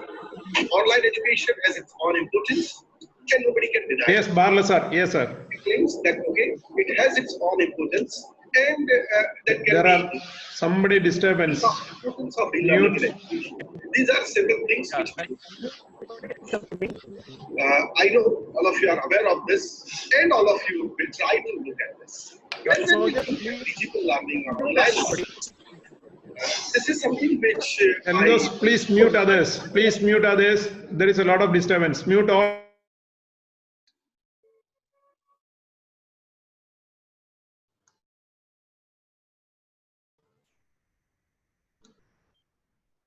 Now over to Barla sir, please. Please unmute Barla. Sorry, we had to do this because of the disturbance. Barla sir, please. I'm going to talk about the small technique of how you lose fear in front of an audience. Most of us do have this. Suppose yourself, you're traveling in an aircraft 34,000 feet above the ground, and you look at Himalaya, it looks very small, tiny top. So it all depends on from which plane you are looking at. If you assume yourself to be on the ground, the Himalaya or the 1,000 people around, they look very big and you acquire fear. But if you assume yourself that you have learned the subject, you know the subject, they don't know the subject because they have not come prepared like you did, you are 34,000 feet above.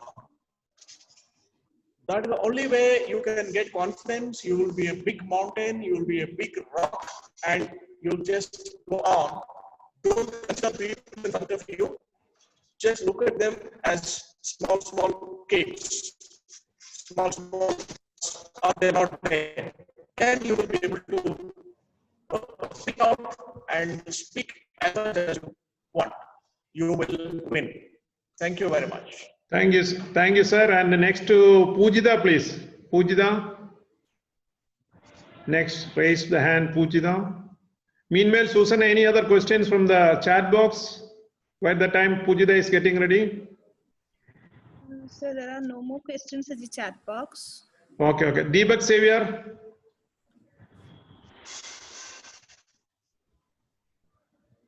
Deepak Xavier. Meghana. Please unmute, please. Thank you, sir. Thank you for this opportunity. Meghana, you can introduce. Yes. Good afternoon to all. When I start speaking, like when I want to introduce, or in my college, they used to conduct jam sessions, group discussions. Then when I start speaking, then I feel nervous. I used to note the points also. But when I start speaking, then I used to forget all the points. And really, it's a big problem for me to remember that.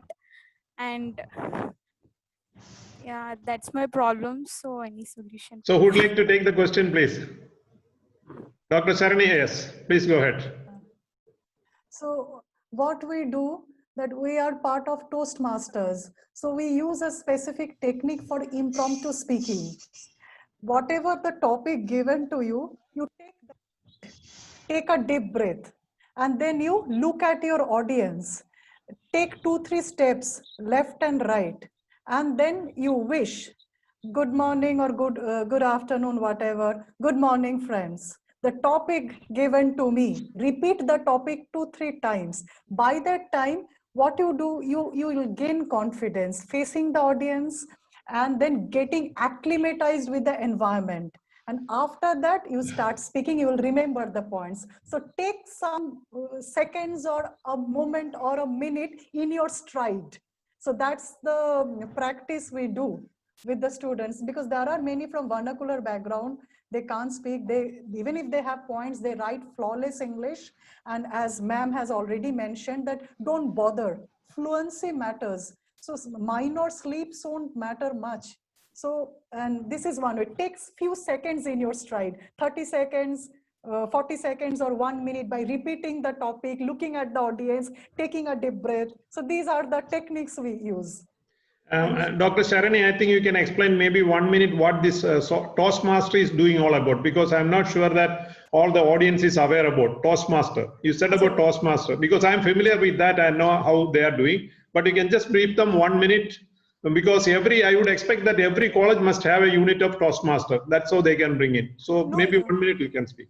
Okay, so we have the Toastmasters, that's NIT Goa chapter of Toastmasters. So I'm the faculty coordinator for that.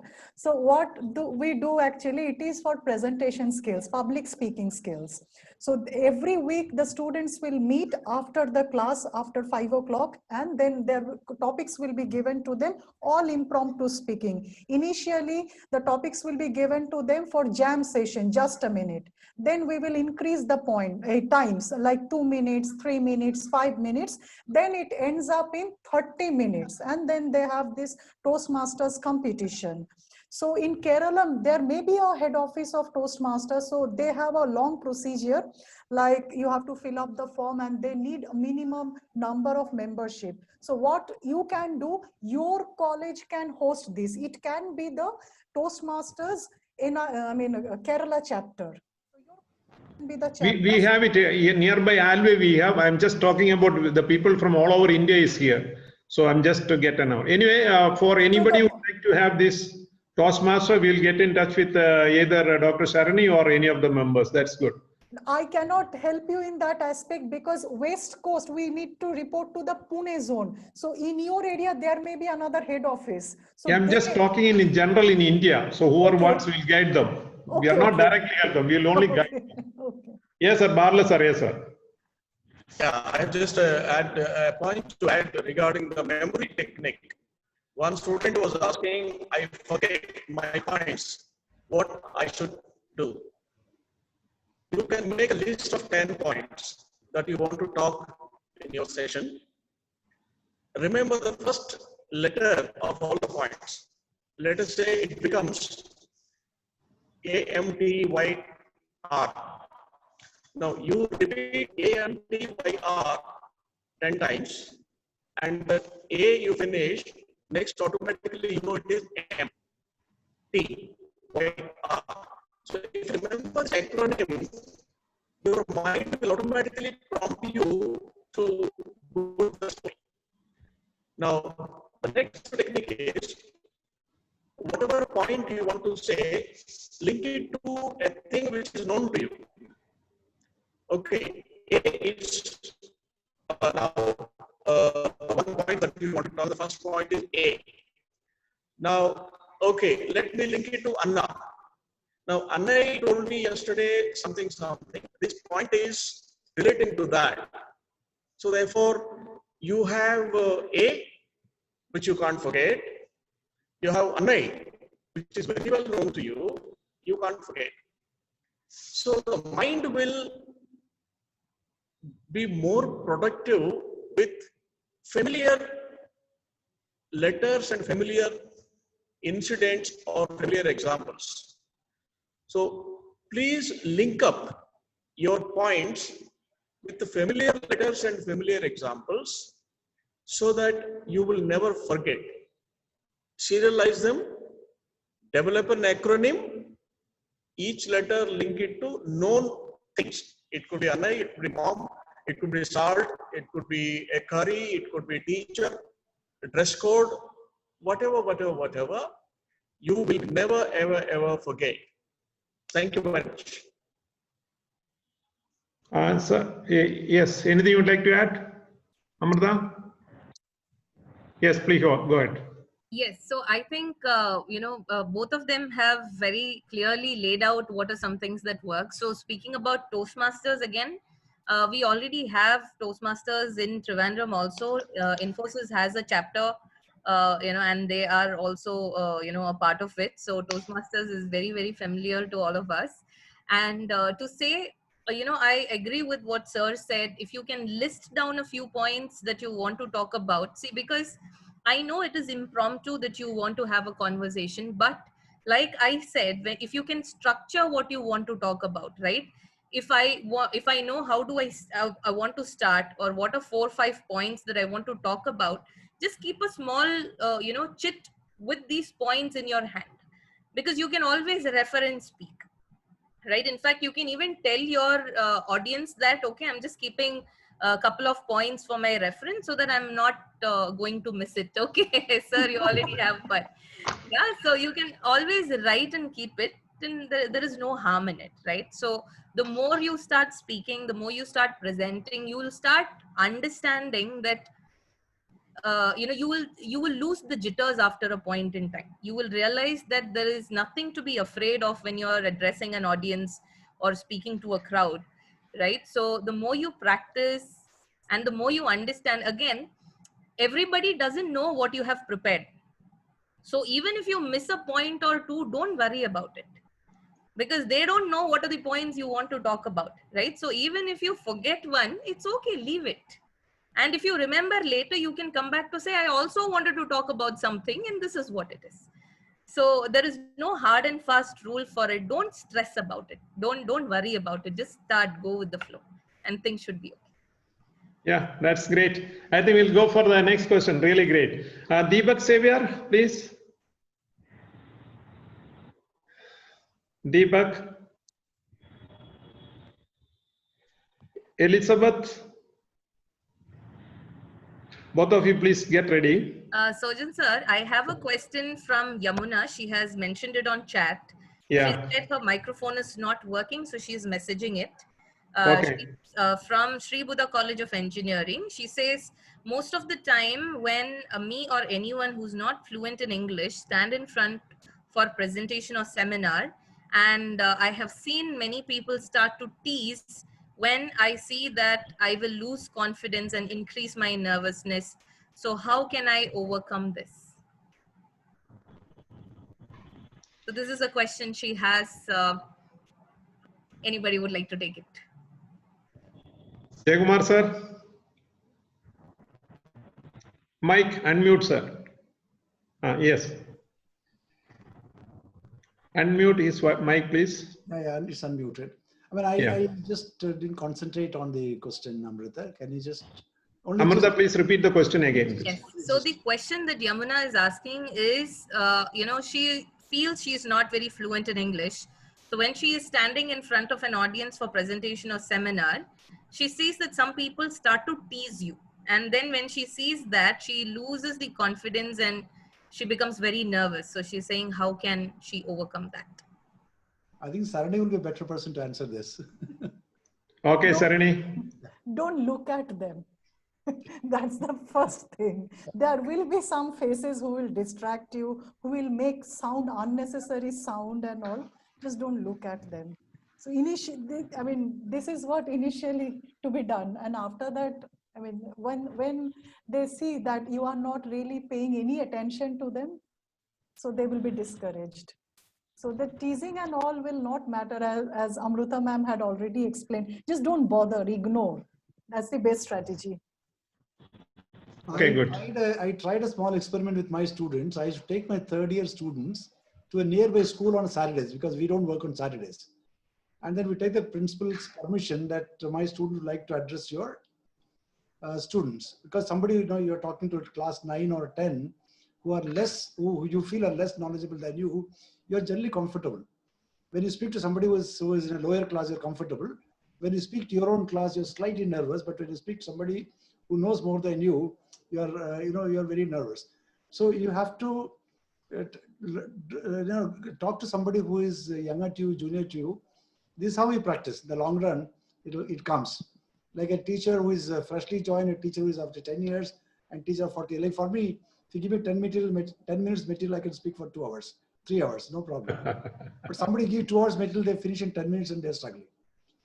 And another thing is the COVID times, I tell many people, read lots of books which you already read. Yeah. The books which you already read, what happens, you know the storyline, now you concentrate on the language. Like I read a whole lot of Harkinarayan's book within 3 months. Lots of books, because you know the story already, now you understand, enjoy the language. I mean, that's how you should do. Read books which are simple, read second time, third time, you understand, you learn the language better, you appreciate the language. First time when you read, you know the story, right? Yes, Sarani. Doctor? Short stories of Ruskin Bond are also very good for language acquisition. Yeah. That's what. So now the next question will take up Deepak, Xavier, and Elizabeth, please unmute. Deepak, Xavier, and Elizabeth, please unmute and please ask the questions. Very interesting question. Those people are there, so we are extending little time. So, Deepak and Elizabeth Kruga. To add. Sir, good afternoon, sir. Can you hear me, sir? Yes, Elizabeth, go. Sir, thank you. Sir, this is Elizabeth. Sir, thank you for giving me this opportunity to listen to the wonderful speakers. Thank you very much, sir. Sir, my question to Dr. Sharini ma'am, sir, can I get her, sir? Yeah, please go ahead. She is listening. Sir, ma'am, good afternoon, ma'am. Yes, ma'am, while you were discussing about different approaches of teaching, you said that the silent way of teaching, like approach, is like, and the another thing you said that the suggestopedia. Ma'am, may I know the difference between the silent way of teaching and the suggestopedia, and to which class can it be approachable, ma'am? In the silent way of teaching, can it be possible to apply in the class, like in the intermediate level? Since I'm working as a junior lecturer in government junior college, when can I use this method, ma'am? May I know you? Yes. These two methods are more or less similar, but don't use it for the junior classes, middle school, higher school. Yeah. And they have a grasp over the language and they are already equipped with LSRW. After that, you can use this. So not at the junior level, because in the junior level, they need to learn vocabularies, expression, grammar, then subject. Without giving any hints or clues, it cannot be possible for me to, like, without any interaction with the students, it may not be possible. No, I mean, interaction in the sense initially.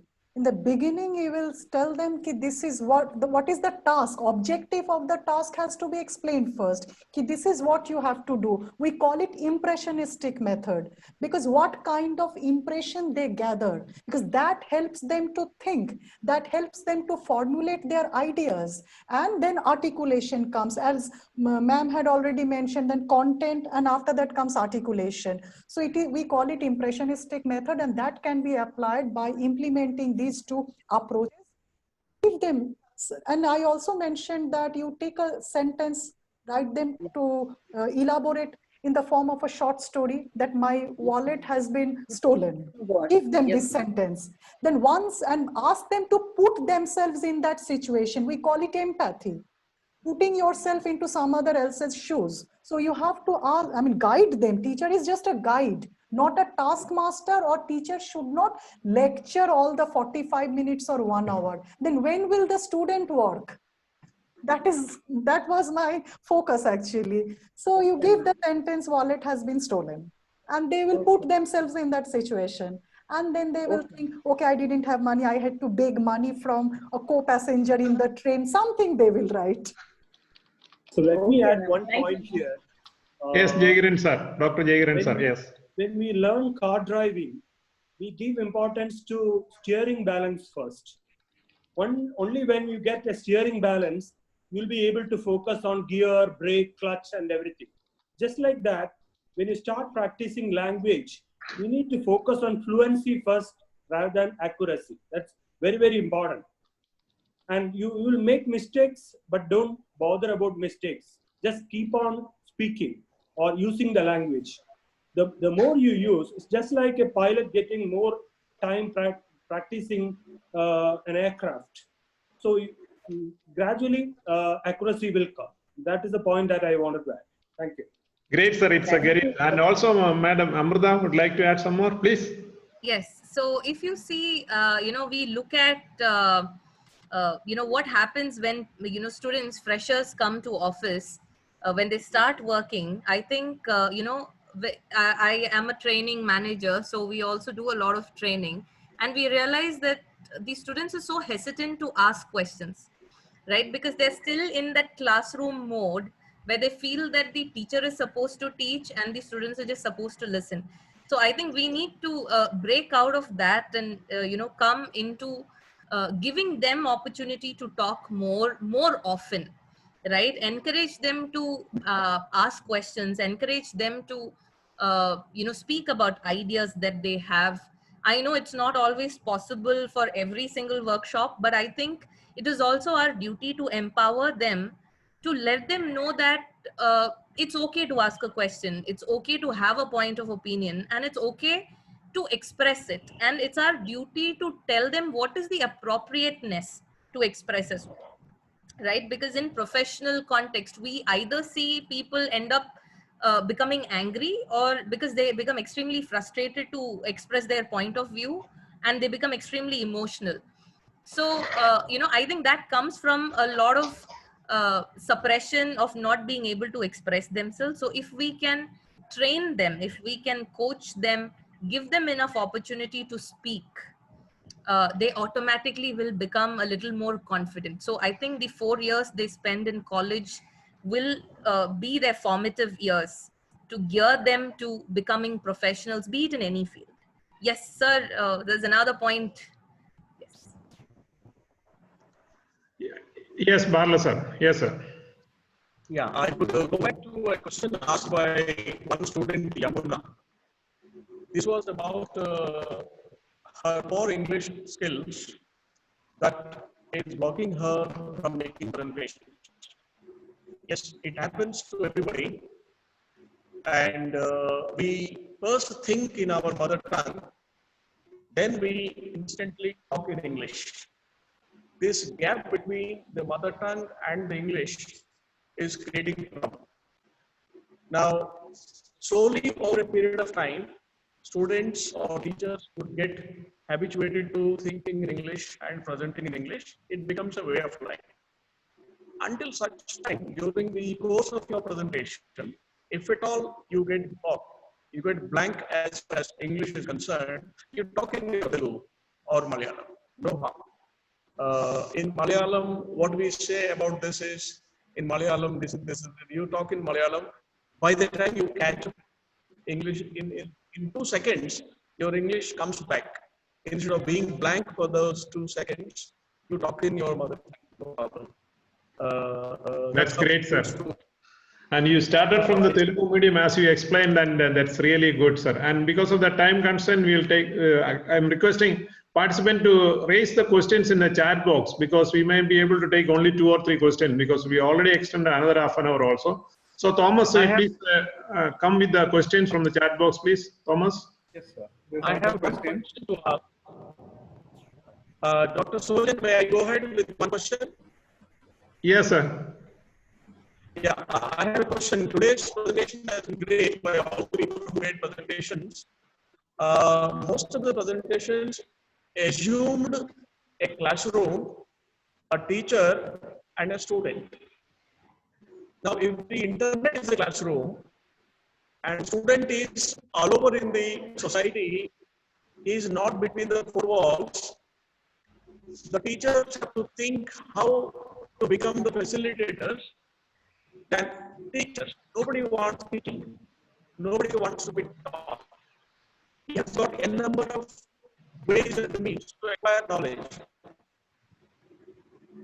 This semester, all IITs have announced online semester. Yesterday, IIM Ahmedabad has announced online semester. Students need not come, teachers need not teach. The student is going to get knowledge from the social media, internet, digital tools, videos, and whatnot. He doesn't want your class or your classroom or any of the things that you have talked about today. You become the facilitator of how it can be, and let the student be free to learn anywhere he wants from. Like how Dhirubhai Ambani has learned business. He is not learned business from a classroom. Mark Zuckerberg learned business from a classroom. So I think the teachers have to reinvent the teaching, apart from coming back from their previous experience and adding some new words and jargons to the old one and say, here is your 21st century. I would go a step forward. I would say that let the whole word WW and let us create Let's create methods and how we can enrich the teaching learning of the academic community. It's just a food for thought. Let's move forward. Thank you very much. Okay, sir, thank you. I will just read one question from the chat box. What exactly critical thinking, how it can enhance our personality, and what type of importance it has in industry or business? I repeat again. What exactly critical thinking, how it can enhance our personality, and what type of importance it has in industry or business? Who would like to take the question, please? I can take. Ma'am can also take. Yeah, go ahead. Okay. Oh, okay. Please go ahead. After that, I will answer. Okay, Dr. Sarni first, then Dr. Amruta will come back. Dr. Sarni, go ahead. Okay, I will start with the last segment of the question. In the industry, you will be given different types of problems, because in industry, there will be different types of problems every day, and the answers of those problems will not be there in your textbook. So that is why critical thinking is a necessity in the industry. Can you really implement, I'm getting some sound actually. Can you really implement the theories learned in the classroom in the industry? Because it is situation bound. Every day is a new situation. New situation will offer you new problems. So that is why critical thinking is extremely important in the industry. This is the answer of your third segment. Now, what is critical thinking? What is critical thinking is that if there is a problem, can you get the solution? You have to think critically to get the solution. And getting solution is just not enough. Suppose, when we try to take the solution, we do the SWOT analysis of the situation. What is SWOT analysis? A stands for strength. W stands for weakness. O stands for opportunities. T stands for threat. So every situation needs to be analyzed first. So there also you require critical thinking. Suppose you are working with some industry, ABC industry, and it is facing a loss. Why it is facing a loss? Loss is a threat. Loss can be clubbed with weakness also. Weakness. So we need to analyze this. Then you have to find out what are the strong points of the situation, because the last year, maybe the previous fiscal year, the industry had made enough profits, but this year industry is not making, that ABC industry is not making profit. So then you have to make a comparative analysis. So this is also critical thinking. So that is why it is important, because you have to be independent in the industry and you have to retain the job. If you can't provide solution to your team leader, will your contract be renewed? That is another threat, because after your training period gets over, 6 months or 1 year, after that you need to be absorbed by the industry. So critical thinking will earmark your productivity in the industry. You cannot depend on others. In the classroom, what happens? Some 80 students are there. Friends are there to fall back upon. But in the industry, all are competitors. They are not your friends. So whom will you fall back? So that is another issue. So that's why critical thinking. So Amruta ma'am, if you wish to add something to it. Yes, so, I think I completely agree with what you have said. And probably one thing I will want to add here is, when we speak about critical thinking, after doing the SWOT analysis and all of that, one thing we expect you to be aware of is, don't let your emotions and personal likes or dislikes cloud the judgment you take. Given a choice between emotional decision and rational decision, which one is it that you have to take? We say always go with the rational decision, because that will always end up being right? And you will see that over a period of time, it is the rationality you bring into decisions which comes across as fairness that you showcase, and the right thing to do as well. So situations will force you to think in multitudes of different ways, but it is always to take a step back, take a deep breath. Looking at things very rationally is what is going to help you make those critical decisions flawlessly and more easily, right? And I'm also getting a lot of questions on the chat as well. There is one in particular that I would want to just talk about here.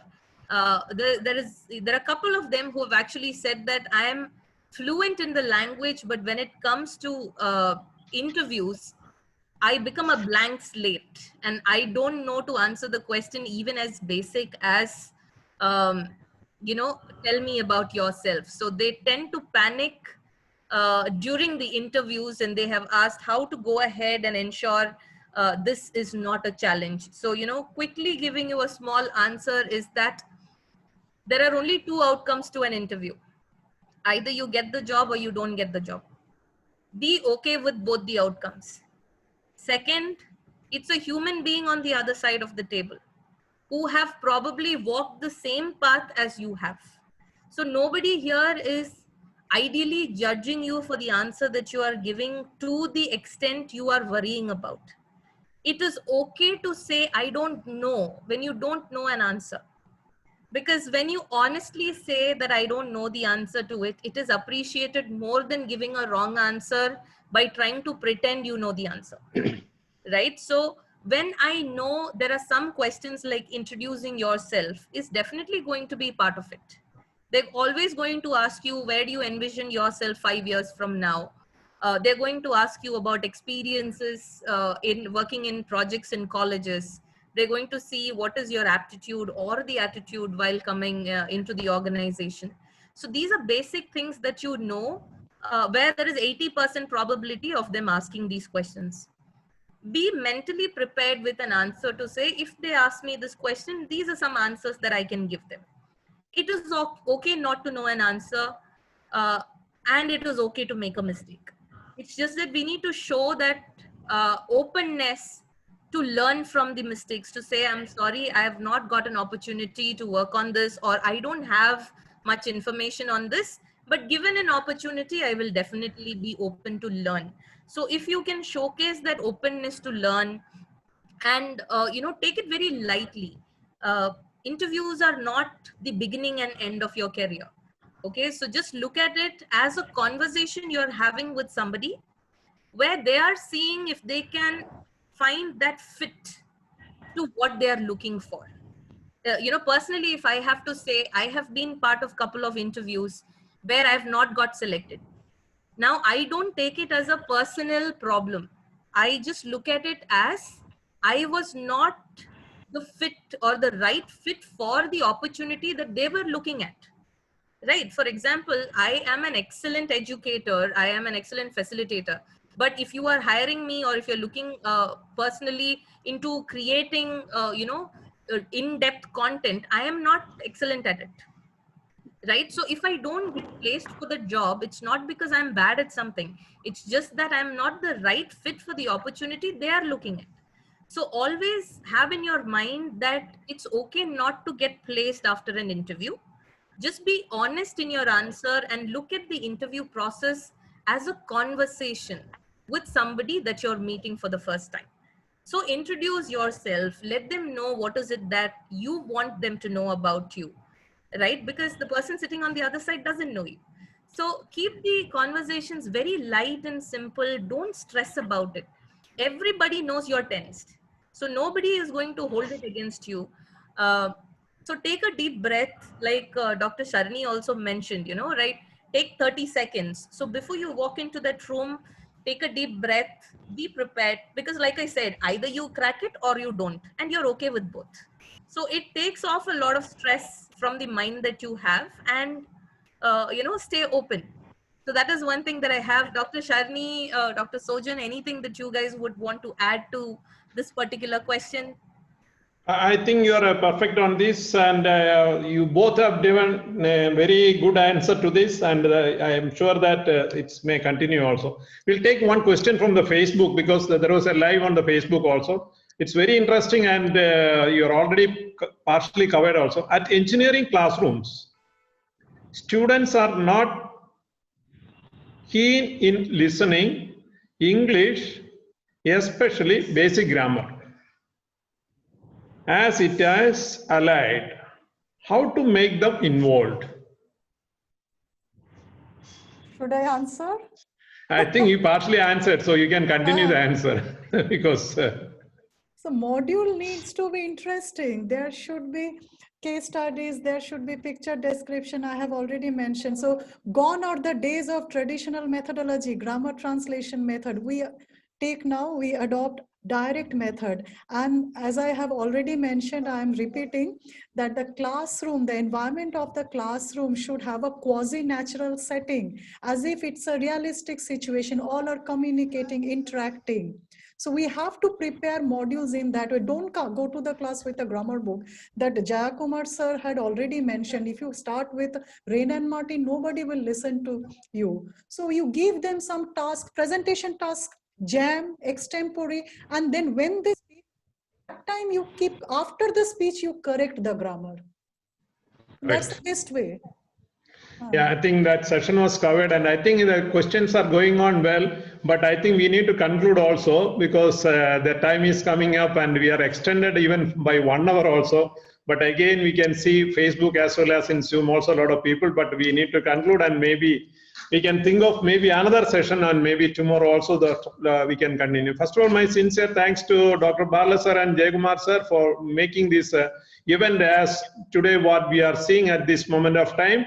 As well as Jayakumar sir, your involvement and bringing to this level has once again been appreciated.